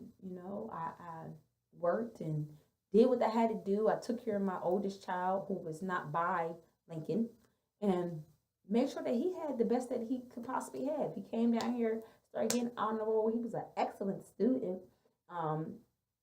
And not only was he getting honor roll, but, he was really adjusting well to the new Carolina life. And then all of a sudden, it was time for me to go see my children. I went up to go see them on Easter. I went to go get them, and I spent a lot of, good quality time with them. We had a great time. And then I came back, and me and the father, we're still not seeing eye to eye or whatever. But around like May, we start making better communication choices. We decided, okay, Yolanda, we're gonna let the kids go with you for the summer. And that was something that I thought was promising. Oh, my kids are gonna come with me for the summer. Okay, great. I had so many great things planned for them. Then, I take off for work. First of all, I couldn't get no good job like how I had up north. Like my pay went from 30-something thousand to like 10,000. So I'm dealing with that adjustment of income, number one. Not only dealing with the income adjustment, but then I end up making this agreement for me to come up north and come get my kids or whatever. So I'll go up north, and when I get up north, because something told me this man was going to try to play my face, and I was right. I get up north to go get them, and when I'm on my way driving up there, I came by myself. When I'm on my way driving up there, I'm steady calling their dad, trying to figure out where my kids are so I can pick them up from school. However, he's not answering the phone. So I'm devastated. Why are you not answering the phone? You know that I'm coming to get them. You know that it's my time to get them. You need to answer the phone so I can pick up my kids. So anyway, I end up getting all the way up north. This man is not answering. Something tells me, you know what, Yolanda, I think this was nothing but God that kept me. Yolanda, you need to go to the courthouse and make sure that this man is not doing anything fraudulent against you. I go to the courthouse and I found out that he put a PSA against me so that I couldn't see my children. So he blocked me from even coming up there to even get them, and he knew that I was coming up there to get my kids. However, he never said anything to me about filing a protection from abuse order against me. So I ended up going to go get my kids, thinking it was going to be such a merry time, and come to find out this man was plotting against me the whole entire time that I was on my way up there. Found this all out by just listening to God and going to the courthouse and saying, okay, well, what's going on with my case? He had filed the PFA against me on that day. Y'all know what a PFA is, a protection from abuse order. So yeah, this man tried to say that I was going to be violent towards my children, and he didn't want anything to do with my children coming to see me, simply because of the fact that I made some threats towards his ass on Instagram and Facebook. Oh yeah, I did all of that because you know what? He was a man that kept me from my kids. So to me, I had no respect for him. Not only did you keep me from my kids, you kept me from my children, not even knowing that you didn't have any way to take care of them. If it wasn't for me leaving you my home, my furniture, where would you be at, my dude? Like, where would you be at? Really, like, where would you be at with them? In a homeless shelter? It gets worse. So I go to my cousin's house on that same day. I never forget it. You can Google me, baby. I never forget it. I don't want you to Google me, don't. Seriously. I go to my cousin's house, and I'm there. And, I hear his girlfriend talking about her son and how much she missed him and how she would be if she heard, that the father was trying to take her son and all. And I'm listening to this woman talk or whatever. But her passion for her child, it reminded me of what I was missing out of my life. So I said, you know what? I would probably be just as crazy if I didn't allow so many things to numb me. I took me a drink of some vodka or whatever it was, tequila. I know it was something clear. Excuse me. I know I took 2 of them. I knew that I got in that rental car, jetted down 95, 100 miles per hour. I knew that I pulled up on 1103 Alma Street. I knew that I knocked on that door as many times as I could to get somebody to come out and give me my kids, because that's why I came there. Remember, that's why I came there. No, I couldn't get my children because he wouldn't answer that door. Then I see him, I look in the window and I see him sitting at the computer desk. And I said, you know what, wait a second. You can sit yourself down at the computer that I left you. You can sit there and ignore me. And I didn't came all the way up here. And this was, mind you, this was like 11 o'clock at night. I didn't came all the way up here from North Carolina. I'm tired. I ain't had no sleep. This was all on the same day. Okay. Went to court, all this all on the same day. Part of me had enough. I'm tired of playing these games with this man. I'm tired of him trying to play me like a pawn and playing with my kids like they're pawns. I pushed the AC unit into the home. Mind you, it's neighbors both sides, outside looking. I didn't care about none of that. Pushed in the AC unit, crawled into the window. And literally, once I started to crawl into the window, he jetted out the back door. I get inside the house. I realized that he left out the back door. I didn't come there for him. I came there for my children. I went upstairs. And I see all of my kids. My daughter sleeping in her room peacefully. I sat there, prayed over her. I gave her a hug. I gave her a kiss. Then I go into my boys' room. When I start walking in my boys' room, I hear police sirens from all directions. I got on my knees. I prayed with them. I gave them a hug and a kiss. Mind you, my kids were knocked out. Like, they did not get up. Like, they didn't hear nothing. They literally didn't see nothing. They literally was out. My kids told me to go to bed at 7:30, so they were gone. So I end up hearing the police sirens come. I go back downstairs. Once I go back downstairs, I hear police pulling up at this point. I go outside to the back door. And as I'm going outside, I hear him on the phone, still talking like he's on the phone calling the police, but he's in the neighbor's yard. So I'm sitting with this pussy ass nigga. Like, I start cussing him out like, you pussy ass nigga. I could have been anybody. You gonna run out the door and leave your kids in the house or whatever. And because my mouth, they knew that I didn't belong in that house. However, everything was still in my name, so didn't go well. Anyway, as I'm in the backyard cussing him out, the police draw near towards me, guns drawn. I mean, it's about 10, 15 cops.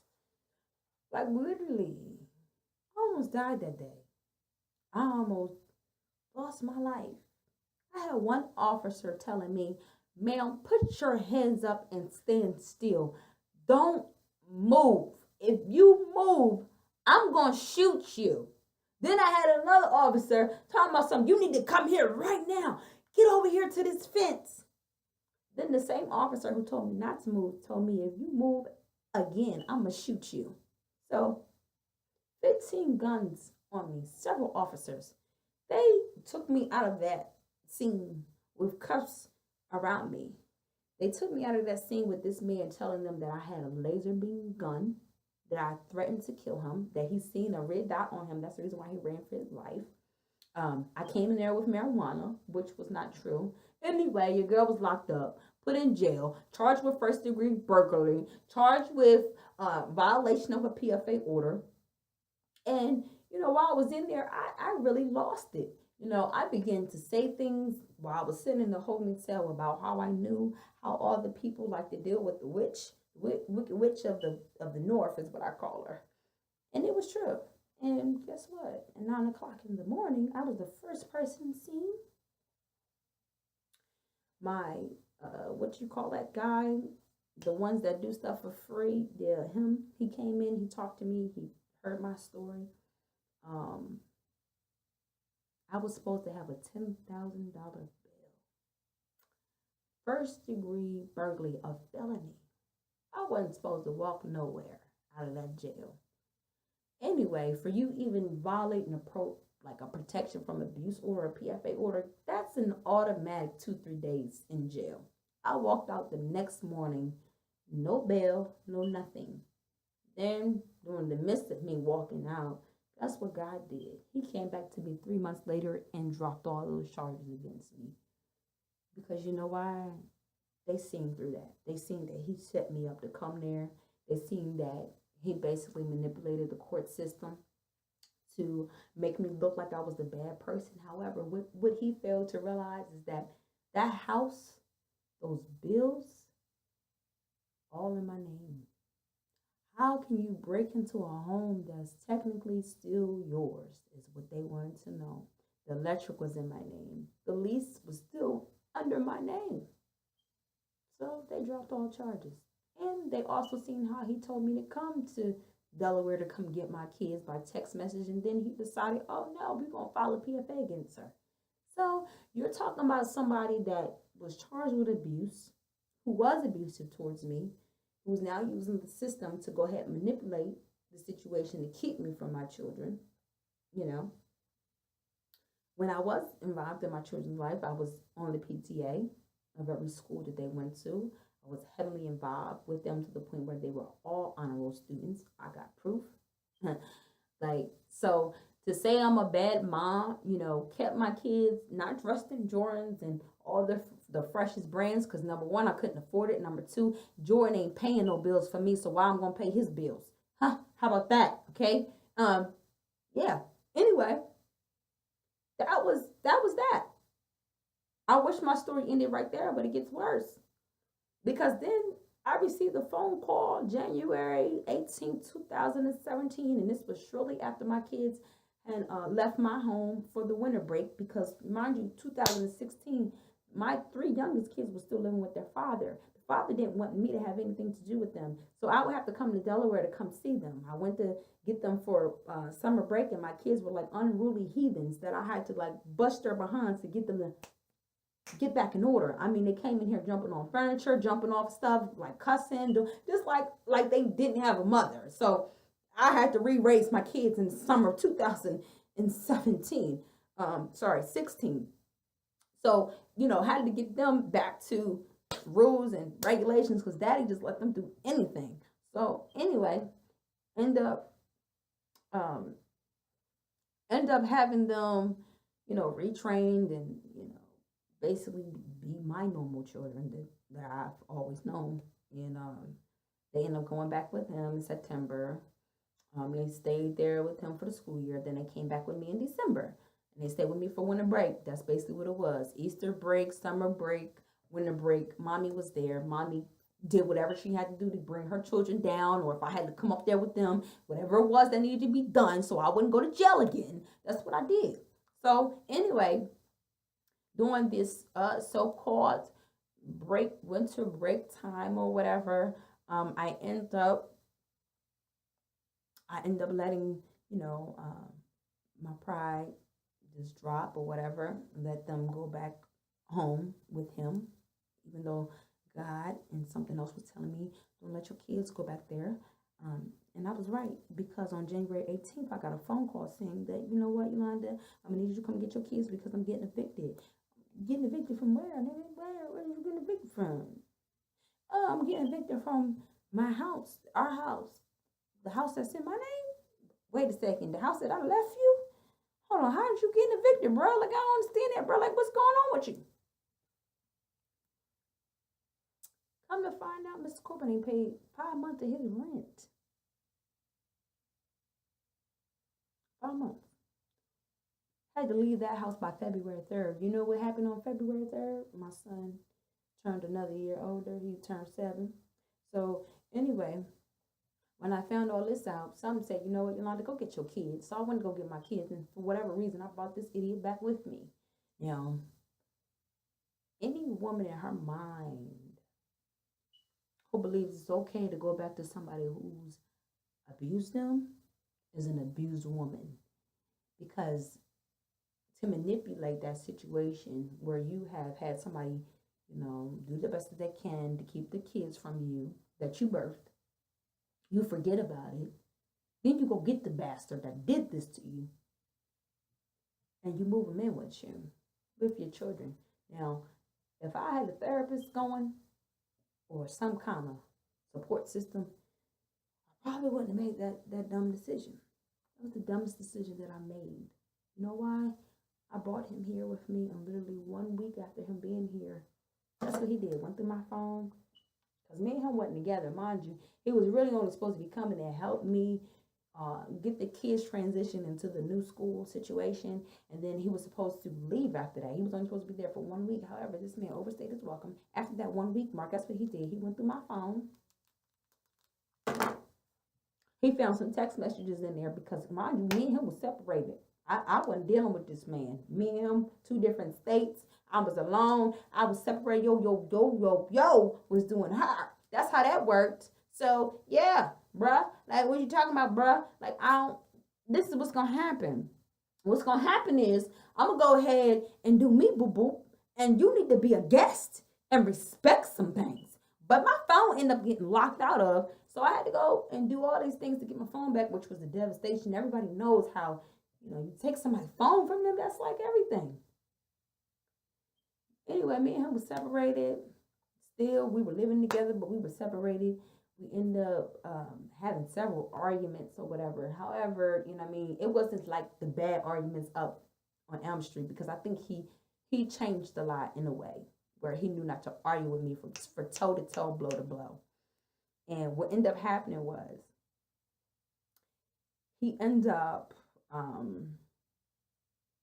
trying his best to get back with me, and I didn't want to deal with him. And I was dealing with another man at the time, and didn't want nothing to do with him. We ended up getting back together that May. I had decided around that time, like actually around April, to book us a trip. Like this was like the end of April, beginning of May. I booked us a trip to go to Disney World. We go to Disney World like on July 4th. Now, mind you, the whole time from like February 3rd all the way up until July, he still had not kept a job, like for more than 2-3 weeks. This is still the same thing going on with him. Like literally, he had an at-home job for Apple that he was working at, and went to sleep almost the whole entire time that he was working there, and lost that job. He was making $16 an hour. I was devastated by that.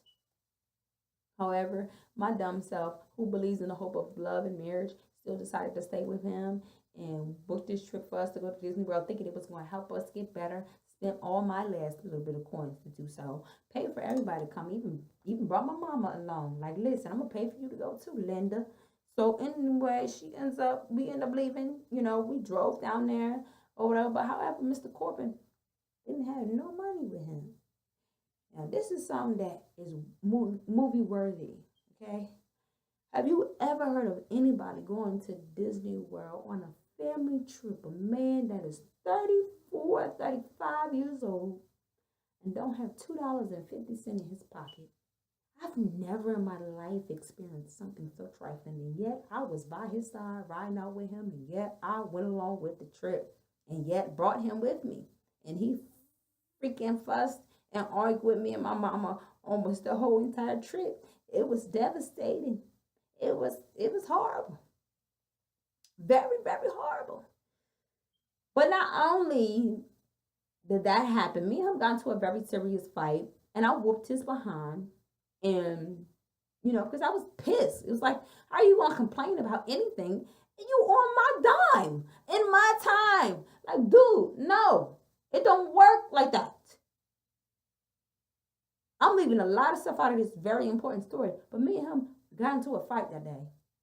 My cousin was there. He had to separate us, and it was not right. And on that day, I believe it was July 5th, 2017, I decided I'm not dealing with this shit no more. I'm done with him. I'm not, like, literally, when I get home, I want him out of my house. I'm not for it no more. So we got home or whatever several days later, and guess what? He thought it was going to be kosher. Nah, bruh. It ain't going to be kosher for you, bruh. I started going back to my old ways. Oh, I'm about to date this one, date that one, because I don't have time to be dealing with him no more. He's a punk to me. This is not somebody I want to deal with. So I end up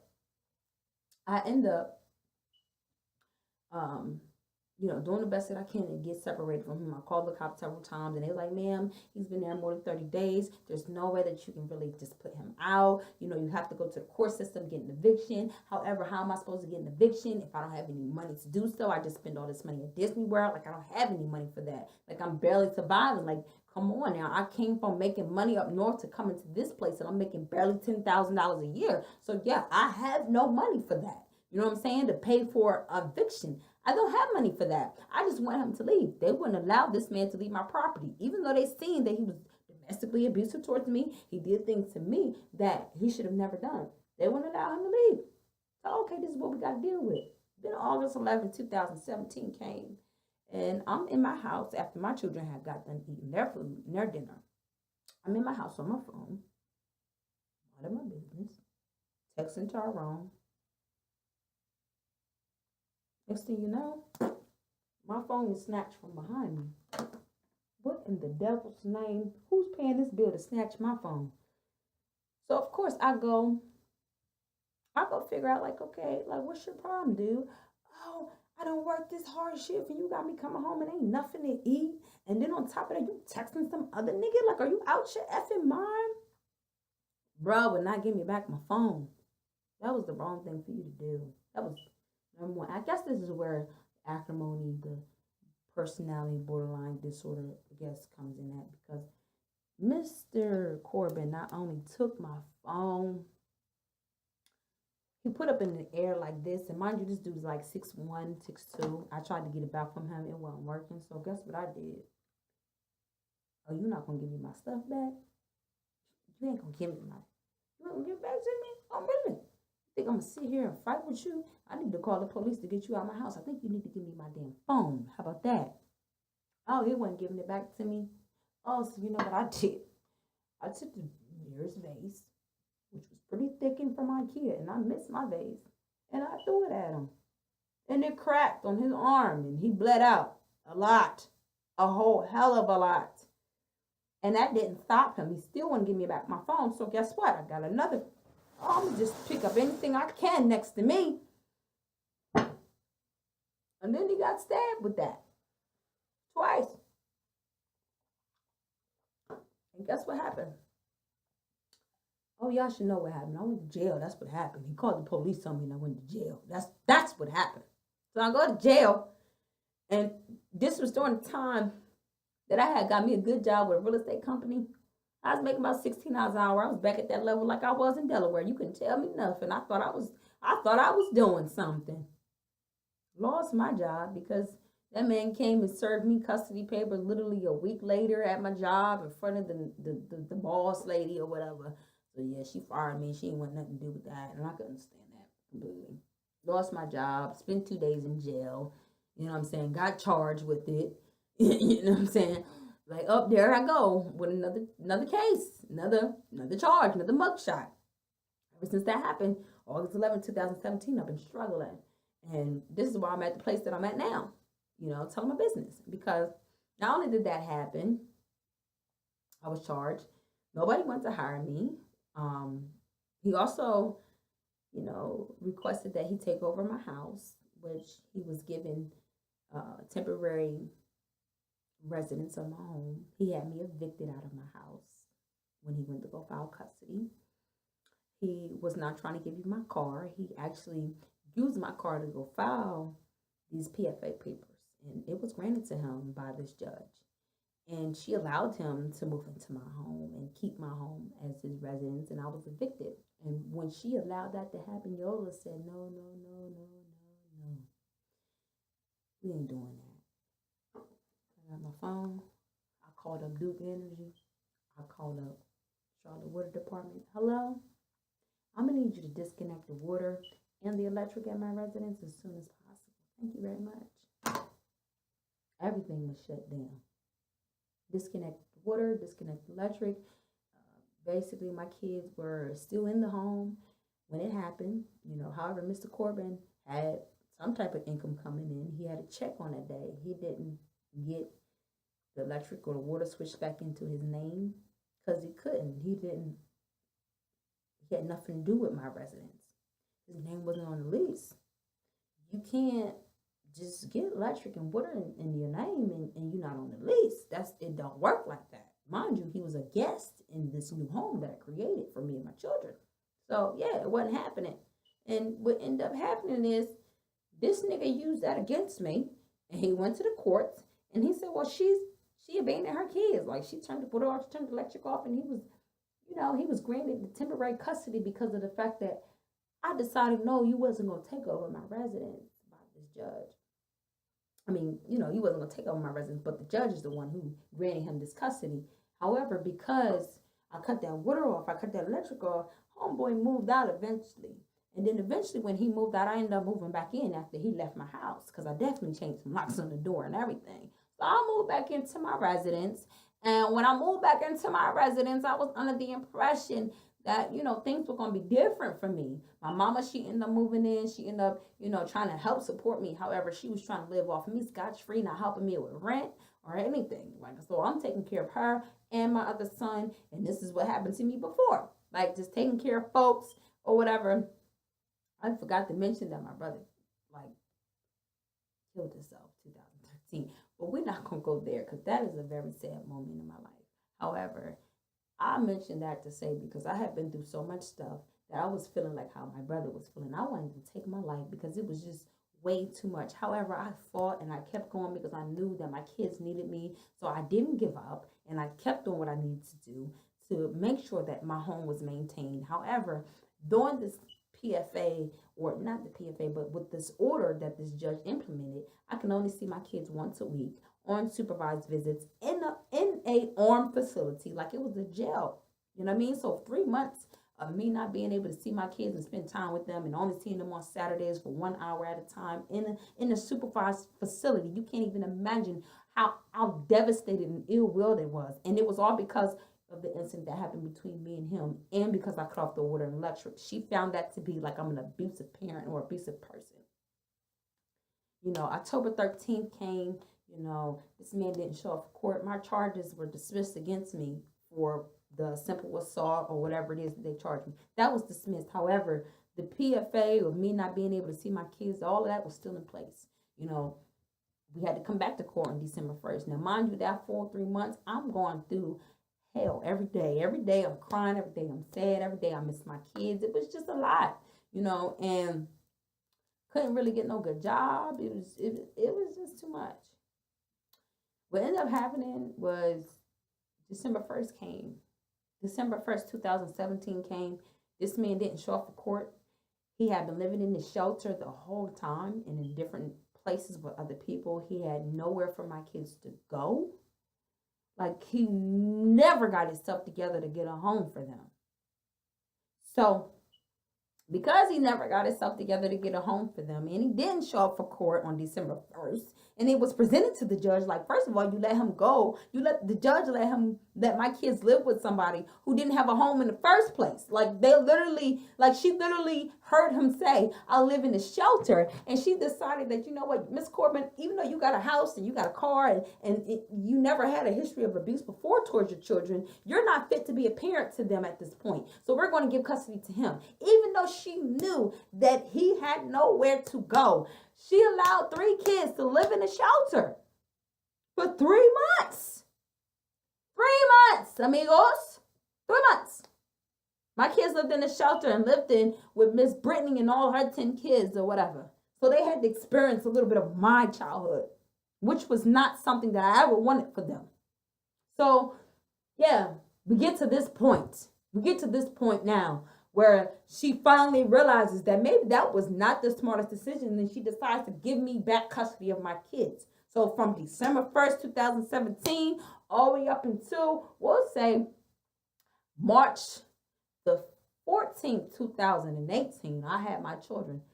During this time, my babies end up getting on honor roll. We end up doing a lot of great things together. I mean, a lot of great things together. My son ended up being in karate, taekwondo. I mean, life was looking good. However, I ended up getting a new boyfriend. And I ended up getting a new boyfriend during the time that Mr. Corbin was still holding on to me and not letting go. And he used the situation with my new boyfriend against me tremendously. And the most recent thing that has happened that leads me to this point that I'm at right now, this is the reason why I need you to tell a different story about this acrimony. Because it can come in 2 different forms. It can come in the form of, you know, a woman who was domestically abused, and then you have the abuser over here on the other side making it seem as if she's crazy, but she's done everything in her power to fight for her children, to fight for her home, to protect herself. But when you don't have a law set in place to help you, then you start taking things into your own hands. And this is exactly why I didn't like that movie, because it was like you portrayed Taraji P. Henson to be in such a way that she was the abuser. But you got to think about this. It's so many women in America right now who are abused, and they have nowhere to go. They don't have an outlet. They don't have someone to speak to in regards to that. And when there is someone to come to the play, it's too late. It's too late. And I don't ever want to be at a too late phase for me, where I'm dead or I done killed somebody. I don't never want to be there, because I know that my life deserves so much more. Do you understand? It is worth so much more. But I'm explaining to you how this got real ugly real quick. Okay? because I did the best that I possibly could to avoid this animal. Didn't want nothing to do with him. I moved on, got me a whole new man, girl. Whole new man. But let me explain to you what happened. This new man that came in, he got a drinking problem and he like cocaine and he do stuff that I don't approve of. We had a birthday party for my son, March 3rd, 2018. I did the thing. I went all out for my son. Had a birthday party for him and you know, we chilling and next thing you know, the boyfriend goes off into the room because my 8-year-old goes into another room because he doesn't like the idea. Like most kids, you know, some of you always get that one kid that's a little jealous of the birthday boy and they don't want nothing to do with it. So he goes off into a room to himself, my Jaden does, and then next thing you know, the boyfriend goes in there. However, I'm hosting, I'm emceeing, I'm doing everything. I don't know what's going on. All I know is I'm being told that this man decided to call my son a tongue in a butt ass nigga and decided to push him for whatever reason. I didn't see any of this happen. However, it was brought to my attention after it occurred. You know what I'm saying? So my mother approached him. My father approached him. Damn it, I approached him because you won't do that to none of my kids. How about that? That's not happening. You know what I mean? However, the way the story was portrayed to me, you know, it was, I didn't mean it in that way. My whole thing was, you know, I'm not going to sit there and put no man above my child's word. So at that point, I don't want nothing to do with David. David had to leave with his child. You know what I'm saying? Go back to where you came from and you do that dumb shit over there. But, excuse my language.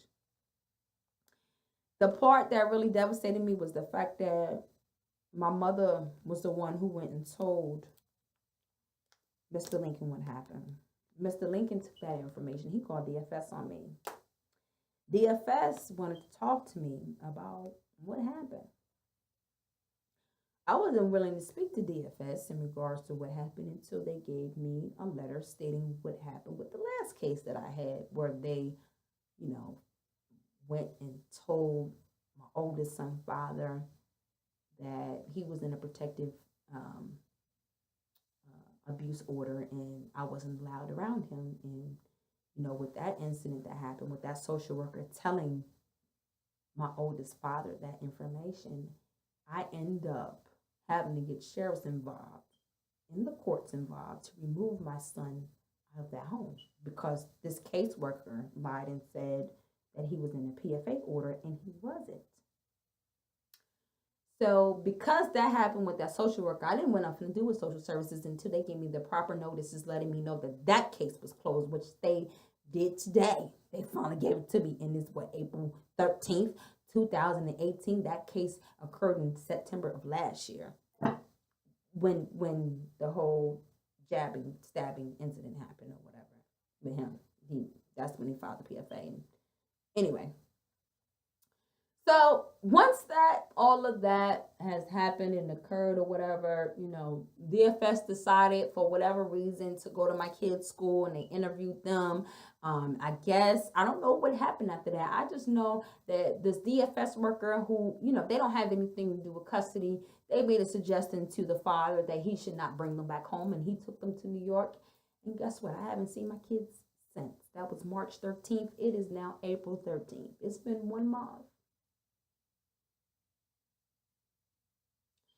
And during the midst of this 1 month transition, on the 15th, they were supposed to come home. They were supposed to come home on that Monday.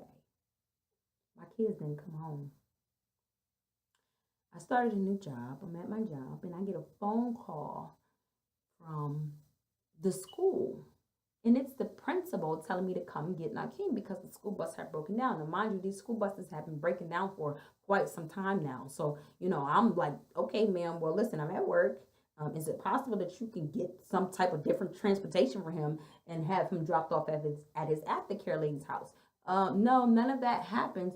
And so what ended up expiring is that I was like, man, I can't get there within 5 to 10 minutes. It's going to take me some time. Like, I'm all the way on the south side. It's going to take me at least an hour to get to you. But I'm leaving my job right now.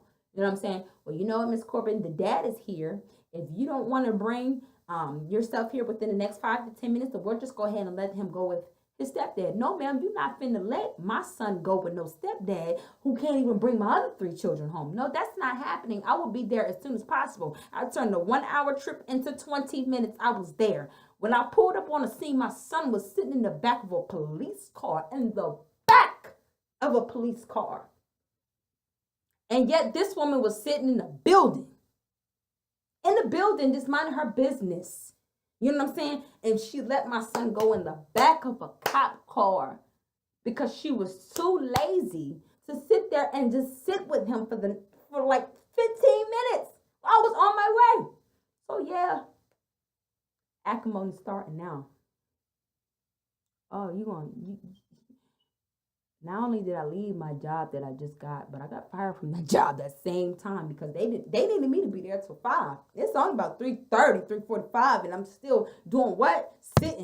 Sitting somewhere else in a car on my way to get my son. So yeah, I lost my job that day. So yeah, now we back to square one again. This is the reason why I've been struggling. My struggle's been so real in Charlotte right now. So I go back to not having a job, picking my son up. I'm pissed off that, you know what I'm saying? He's sitting in the back of a cop car. As soon as the cops approached me, like, bam, just to let you know, we were just holding him or whatever. I'm like, bitch, holding? What you mean holding? I had to woosah myself out of that situation, okay? Oh, the principal wants to talk to you. I'm like, wait a second, the principal's still in the building and my son is in the back of a cop car? Oh, no. Ain't nothing else to say. I withdrew him that same day, that moment right there. Oh, he's not coming back here no more, Linda. I go back home. I found out that I lost my job when I got home. I'm sitting with my son. I'm trying to cook dinner. This man, Lincoln over here, texting me stuff saying that he's never bringing my kids back. It's over for me. I won't see them again. You know what I'm saying? I'm devastated at this point. What you mean what you mean you not bringing my kids? What do you mean you not bringing my kids back? Like, are you out your rabbit mind? And then he texts me, you know what I mean? Then I get a phone call like literally an hour later talking about something. Oh yeah, you over here sleeping with Lincoln? You let him nut on your face and skeet on you? Anyway, Lincoln decided to go tell the new boyfriend that he had sexual relations with me and he had come on my face and all this other stuff. The boyfriend believes him. I'll go on Instagram Live, start making comments in regards to hurting myself because I had enough of life. You taking my kids away from me. I lost my job. I had to pick my son up in the back of a cop car. And now the overall PTSD was just triggering in my mind of all the bad things that had happened to me. And then on top of that, I had been here for 2 years with no therapy. Then on top of that, I went from making $30,000 to $40,000 a year to making $10,000 a year. All my struggles was catching up to me that night. It was like on March 15th, the devil was playing with me, okay? So I made some dumb statements. Oh, I'm going to kill myself. I'm done. I'm devastated. Police come to my house. I don't answer the door. My father comes into my house the very next morning and convinces me to go to Presbyterian Medical Health Center. I go to Presbyterian Medical Health Center and literally I'm there 5 minutes in the ED department and I hear a woman walk by and she's talking about how the patient that was next to me was crazy and how he was talking about killing himself. So then I'm upset about this because number one, my brother committed suicide in 2013. He was under the care of health providers when he committed suicide. He was given medicine that he should have never been given that made him have increased suicidal thoughts. And he decided to take a leap over a bridge and kill himself. So my idea and notion of anybody in the profession of taking care of people with mental health problems and then them not properly doing it for whatever reason, it don't sit well with me. So I decided with my dad, listen, do you hear what's going on here? It's time to go. We don't need to be in this hospital right here, Dad. Let's go. My dad refused to leave with me. He sat right there in that chair and was very stagnant and let me start walking towards the door. Oh, well, I let myself in. My legs start walking towards the door. I walk towards the door. Next thing you know, a nurse stops me and says, Miss, you're not going anywhere. What are you doing? You can't leave out of this entrance. I tried to explain to them, like, I don't want to be here. This is not the hospital I need to be in. Y'all need to send me somewhere else. I don't like what's going on with these nurses and these doctors. They keep making comments about people being crazy. I don't need to be in this hospital. I end up leaving nowhere, but They voluntarily committed me for 7 days. They ended up giving me Ativan. They ended up giving me Seroquel. I woke up the next morning on March the 16th. I was very delusional. I was very out of my mind. I didn't know what was going on. All I know was I heard a woman screaming in the background. And the way that she was screaming, it was like very traumatic, very like somebody was killing her. And it scared the life out of me. And I woke up and I'm like, what the heck is going on? So I wake up to a woman who is obviously out of her right state of mind. I end up trying to leave and going towards the door, the first exit I could see. And I just know that a man pushed me down from the back. And I see another man like gradually start to sit on me. Then I see another man come in. And he actually pulls my leg and puts it on the ground to a place where it wasn't moving. Like he sat on my leg, and then the other one sat on my other leg. And then the main guy who snatched me and pushed me down from the back decided to just grip me up by my neck, choke me out. I was like this close to being a Sandra Bland. I'd be like literally this close. But not in the hands of officers, but security.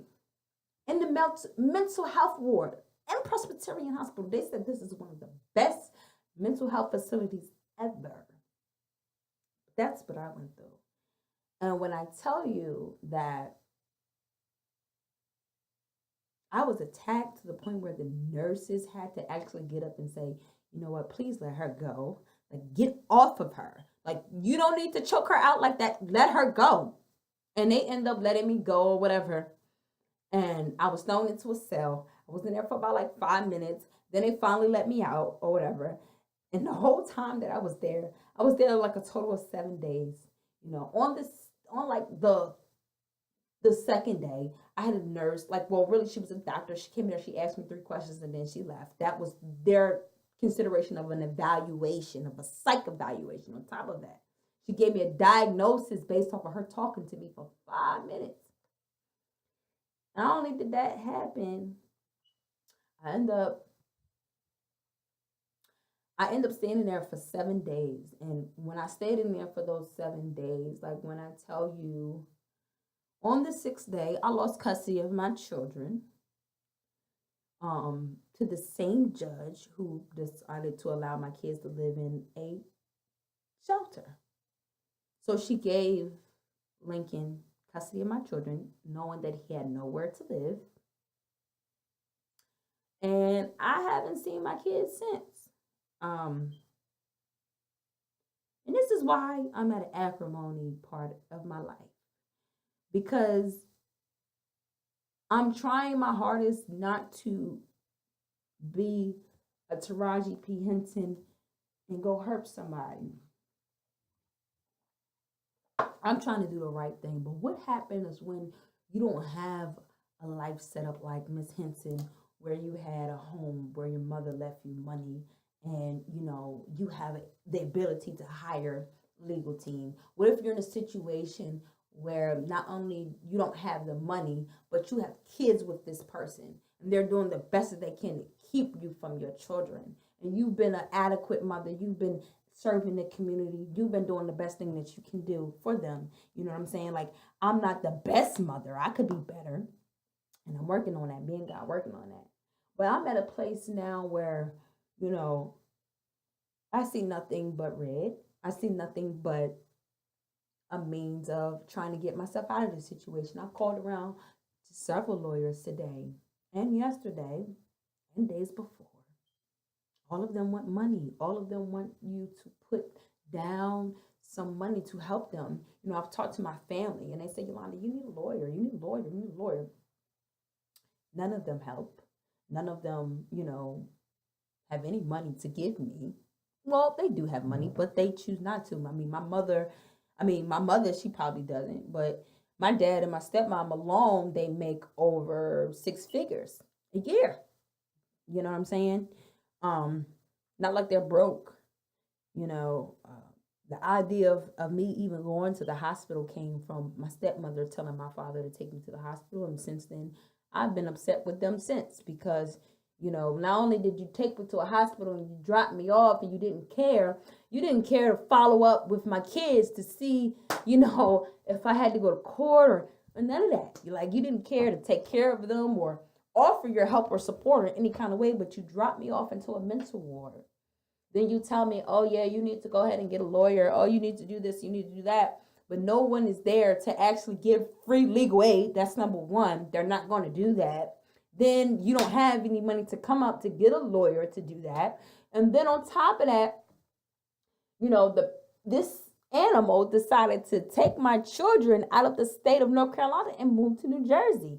And when I called the DFS workers about it, guess what they said to me? They said, ma'am, it wasn't opposed if he did move out of the state. In fact, the judge said if he needed to move out of the state, then that's what he's able to do, because obviously he can't afford to live here in the state of North Carolina. You know what? I can't afford to live here in the state of North Carolina. I can't afford to deal with the incompetence of these judges and lawyers who allow children to live into shelters.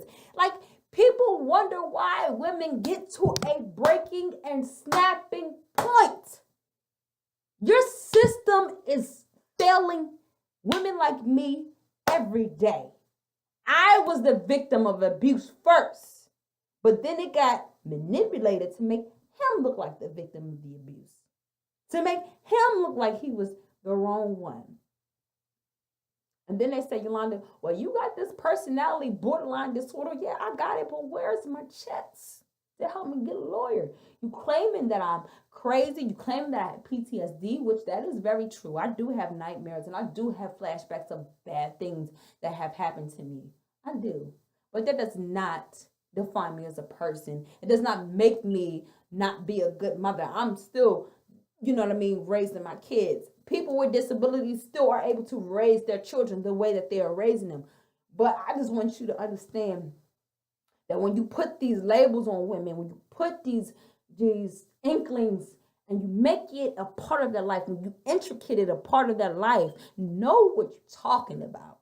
Know that there's other things that go on in society that make women get to a point of snapping out. See, here I'm up here. I done made this video. It's probably like 2 hours and 15 minutes. I'm pissed off beyond belief at the fact that my kids are not home. They're living in a hotel or they're living in New Jersey. Who knows where they at? I have no idea. And it bothers me every single day to know that I'm living with a bunch of incompetent people who think it's okay to allow kids to be in a situation like that. You can call that whatever you want to call it, baby girl. You can call it whatever you want to call it. But I'm at this place now and I gotta fight and I can't give up. And I gotta,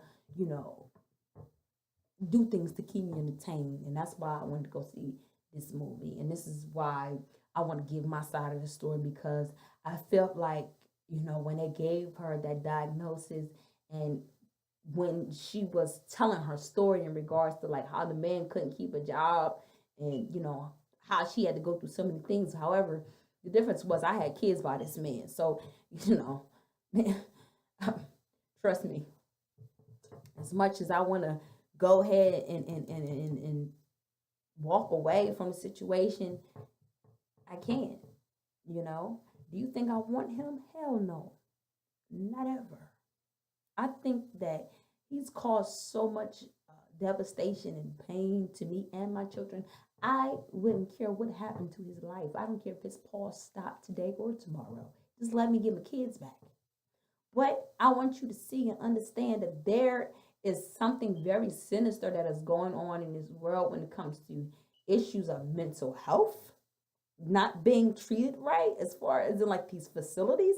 Who gets attacked when they go to a hospital in a mental health department and they wake up on a hallucinogen? Yolanda.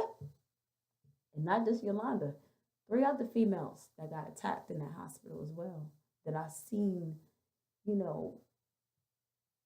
just devastatingly abused for no reason at all. It is things that are going on right now with several other women that are probably far worse than my story. You know what I mean? But yet they are not heard, because where are the therapists and the psychiatrists at? Why is it so hard if you have a certain type of insurance to get help and seek therapy? I don't understand it. I would like to know if you all want to stop a stigma from occurring. If you care to invest in whatever it is to make society better, if you decide to take my storyline for whatever reason and make it into something fabulous that I know that you could do, I want you to donate that money to people who have mental health issues, specifically women in domestic abusive situations, specifically women of low income who need lawyers and representation in court before they get to a point of acrimony, but they can't afford it and they don't have the resources to get it. I wish you all would just wake up in Hollywood. I wish you all would just give your life to Jesus or whatever it is you need to do. You know what I mean? So you can see, like the pastor talked about Acts 32 and how there was, the church came together to radicalize. And she called me for him. The churches came together to help, each other out, and they combined all the resources together to help each other out. And it was something amazing because it was one of the first, we're talking about the first church here, and they had about 3,000 members, and then the next service they had about 5,000 members. However, they didn't come to be the church that they were unless they came together. And it's like, you all, I wish you all would understand the idea of coming together to help other people who need help, who are crying out for help, who don't want to go to jail, who don't want to end their life in the bottom of a freaking ocean, but they need help and there's no one to help them. I wish you guys would wake up and see what's going on. I wish you guys would wake up. It's some women that's right now that's in shelters, and guess what? Their abuser knows exactly what shelter that they're at, and they're waiting for them to get out and plotting to hurt them. They're building a shelter here in North Carolina, a new domestic violence shelter, and guess where they're putting? They're putting it in one location. Now, that's far retarded to me, because if you put one location of women who have been domestically abused in an area that is publicly known, what do you think is going to happen? Didn't you think that the abuser is going to know exactly where that person is and where to find them? States are not like Delaware, who said, we're not going to put you guys all in one specific center and then your abuser will know where you are and how to find you as soon as you get out. No, what we're going to do is help you relocate to another place. And the other place that they helped me relocate to, it was not the greatest place, because they don't understand, the laws that are set here in place, they contradict one another. You know what I'm saying? Tremendously. And it affects a lot of stuff that's going on right now with people. It affects it tremendously. You know what I'm saying? I was given an order that I couldn't even speak to my kid's father, and I couldn't speak to my kids unless it was through an attorney. However, I couldn't afford an attorney, and the judge, she knew I couldn't afford an attorney. So it went months with me not even being able to really communicate with my kids because I didn't have a lawyer. However, the judge never said to me, well, there's a free program called the Child Law Resources Program that you can get a free attorney for. She never even appointed these people to help me out. So you're dealing with a contradiction here. You're dealing with people that are now, in a place where you have a whole entire class, a protected class of people trying to push out the lower class people, which includes myself. You know what I'm saying? I don't have no problem packing my bags and going, Charlotte. I don't mind leaving. But know that I'm leaving with my kids. Know that I'm not going to stop fighting for them. Know that I'm going to get some things accomplished in this life.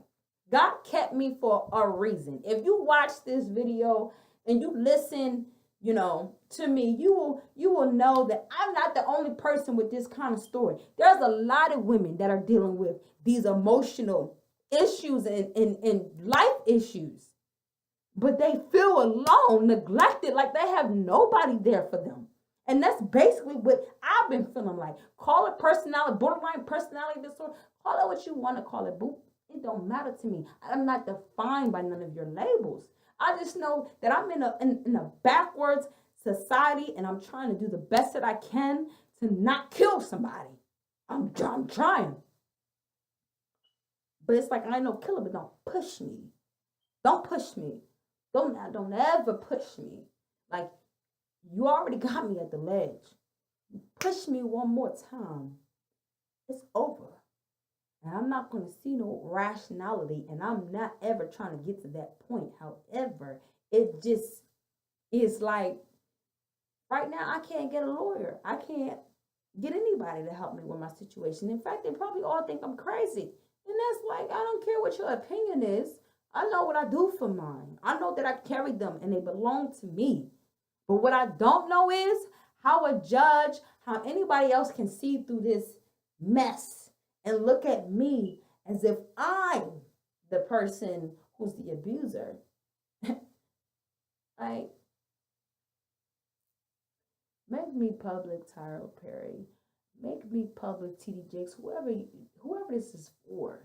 Somebody needs to come up with a different version of acrimony. Somebody needs to come up with a different side. And not only just come up with it, but actually donate those funds and those procedures into an account that women who need help, who are at the edge of doing some crazy stuff, can actually go and get the help that they need. They can go and get a lawyer to protect themselves, so we don't ever have to deal with these ill will type of stories. I love the movie. It was so entertaining. However, let's get something straight. While you guys are pointing the finger and you're making the entertainment and you're making money off of this mental health stagnance, because that's basically what it is. You making money off somebody who had a mental health illness and you exploiting it. Let's get that straight. You exploiting it. That's exactly what you're doing. But are you helping the mental health community at all? But then y'all want to speak out and pray and get on God's knees when you hear about somebody coming and shooting up kids in the school. Then you want to help. When somebody comes and shoot up their coworkers or something like that, then y'all want to step up and y'all want to have opinions. You want to go into prayer and all that. But be preventative about it. If you have the opportunity and the means to help people out who really need it, why don't you do that?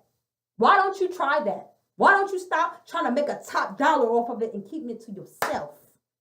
And once you give back to the same community that you came from, that you was raised from, you give back to them. Not in a way where you're just helping, the locals, but helping people on a level where women know, what, there's a funding place that these two great men or these several great men came up with that I can go to. And before I get to a point where I'm about to literally kill this man, let me go and see what's up, and maybe I can give me some counseling. Maybe I can get me a lawyer to help me overcome this situation. However, everybody is not on that type of time, and I get it. You know what I'm saying? It's, everybody don't have forward thinking, or maybe y'all just don't care, or whatever the case is. I don't know what the case is. I'm not going to assume. You know what I'm saying? I'm not going to assume. I just know what I've been through. I know that I'm tired of keeping my story to myself. I know that something is going to come out of it. I don't know what's going to come out of it. I just don't know where it's going to come from. I just know that I want people to understand and know something, that in life, it's what you make it. But sometimes everybody ain't dealt the same 52 cards that they should be dealt. Everybody is not dealt the same 2 jokers that help you overcome the hand that was dealt to you. And so you have to be able to create your own lane and overcome your own game. Okay. So when it's at that point, you know what I'm saying? Then yeah, you get the loneliness and all that. But I just want to tell y'all something. I may cuss, I may have my little ways about me. I may not be perfect. I may have said some things that kind of make you look at me a certain type of way. But let me explain something to you. Yea, though I walk through the valley of the shadow of death, I should fear no evil. And nothing, no weapon formed against me will prosper in Jesus' name. That's what I know in my heart to be true. And that's what I tell myself. And I have to tell myself, these are very basic scriptures and quotes that everybody should know. But I tell myself these things because there were many weapons formed against me, but none of them prospered because they all tried to take me out of here. However, I'm a witness today, and I will tell you today, there is no time for giving up. There is no time for letting go. There is no time to stop fighting, to take off the gloves. You have to continue to do it because the devil is on a rampage. He is really trying to break down not just black families. We're not going to just call this a black thing. This is the everybody thing. He's really trying his hardest to break us down, to keep us captivated with his ways. And that's not going to happen for me, baby. You know, I cussed everybody mamas out today because I was pissed, but it ain't going to happen today. I'm telling you right now, Mr. Perry, Mr. Jakes, if you watching or if you ever decide to pay attention, I need you all to help women that are like me, women that were, you know, not from the best background, or maybe they were from the best background, but somehow they still had to deal with trauma, because you can go through a millionaire club, you can go through, you know, billionaires, whoever. Everybody has family issues and struggles. Everybody. That's one thing that we have in common. And for some reason, there's always somebody that had to deal with molestation in their family or deal with some kind of unwanted death. That is something that we all kind of have in common. Somebody in their life has made a mistake and they didn't have the resources to overcome it and help them become better. That is something that we all commonly deal with. So the issue that I'm speaking on now may not seem far-fetched, because I'm pretty sure that there have been so many issues that women just like me have dealt with and overcome and been able to be strong and come out of it. And then some women who are not able to come out of it, they lose their minds. And they end up in psych wards, and they end up killing somebody, and they end up in jail, or whatever the case is. I'm borderline right now. That's that personality borderline disorder coming in. So I'm just curious, like, what can somebody do to help this situation? What can y'all do? What can y'all say? What can y'all give me? What kind of feedback do you have for me? You know, all the things that have almost all the things, but I didn't tell you everything. I didn't tell you everything, but I gave you pretty much a movie about my life. And I want to know, how do you respond? How do you deal with that? Like, how? Like, what do you say? Like, really, what? What advice do you have? Is there anything that you could do to, if you ain't gonna help me, that's, you know, baby, that's fine, because guess what? He helped me every day. It don't even, you know what I'm saying? It don't even, I just want you all to,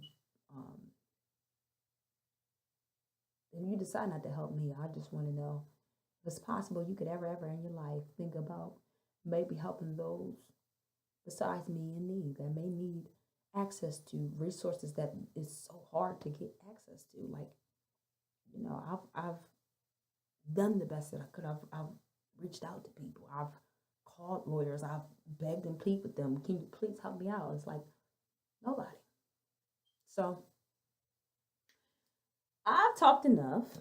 I'm done. Like, going to figure out how not to hurt nobody. I really don't want to hurt nobody. I just want my kids back. I want to be able to live my life in such a way where they know that I've always fought for them and I love them and I care for them and that I'm going to continue to fight for them. That's the kind of life that I want to have and that I need for my children. And so if you all can help me with that, help me get my kids back, that would be great. That would be great. You know, hit me up. Okay?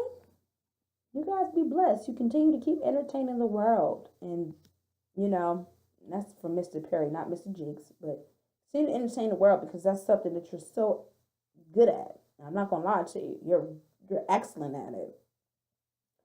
I just want people like me to get help and get the help that they need. And sometimes we don't all have the resources to do it. And it's so easy to call somebody a bum and a bum or broke B or whoever. It's so easy for you celebrities to do that. But just remember, when you go to heaven, we all going to have the same thing on us. Baby, nothing. Our spirit and our relationship with God is going to be the only thing that we can take with us. nothing. We all leave this world with absolutely nothing. No matter how much you leave your family, we all leave with the same thing. We came in this world all with the same thing. We gonna all leave with the same thing.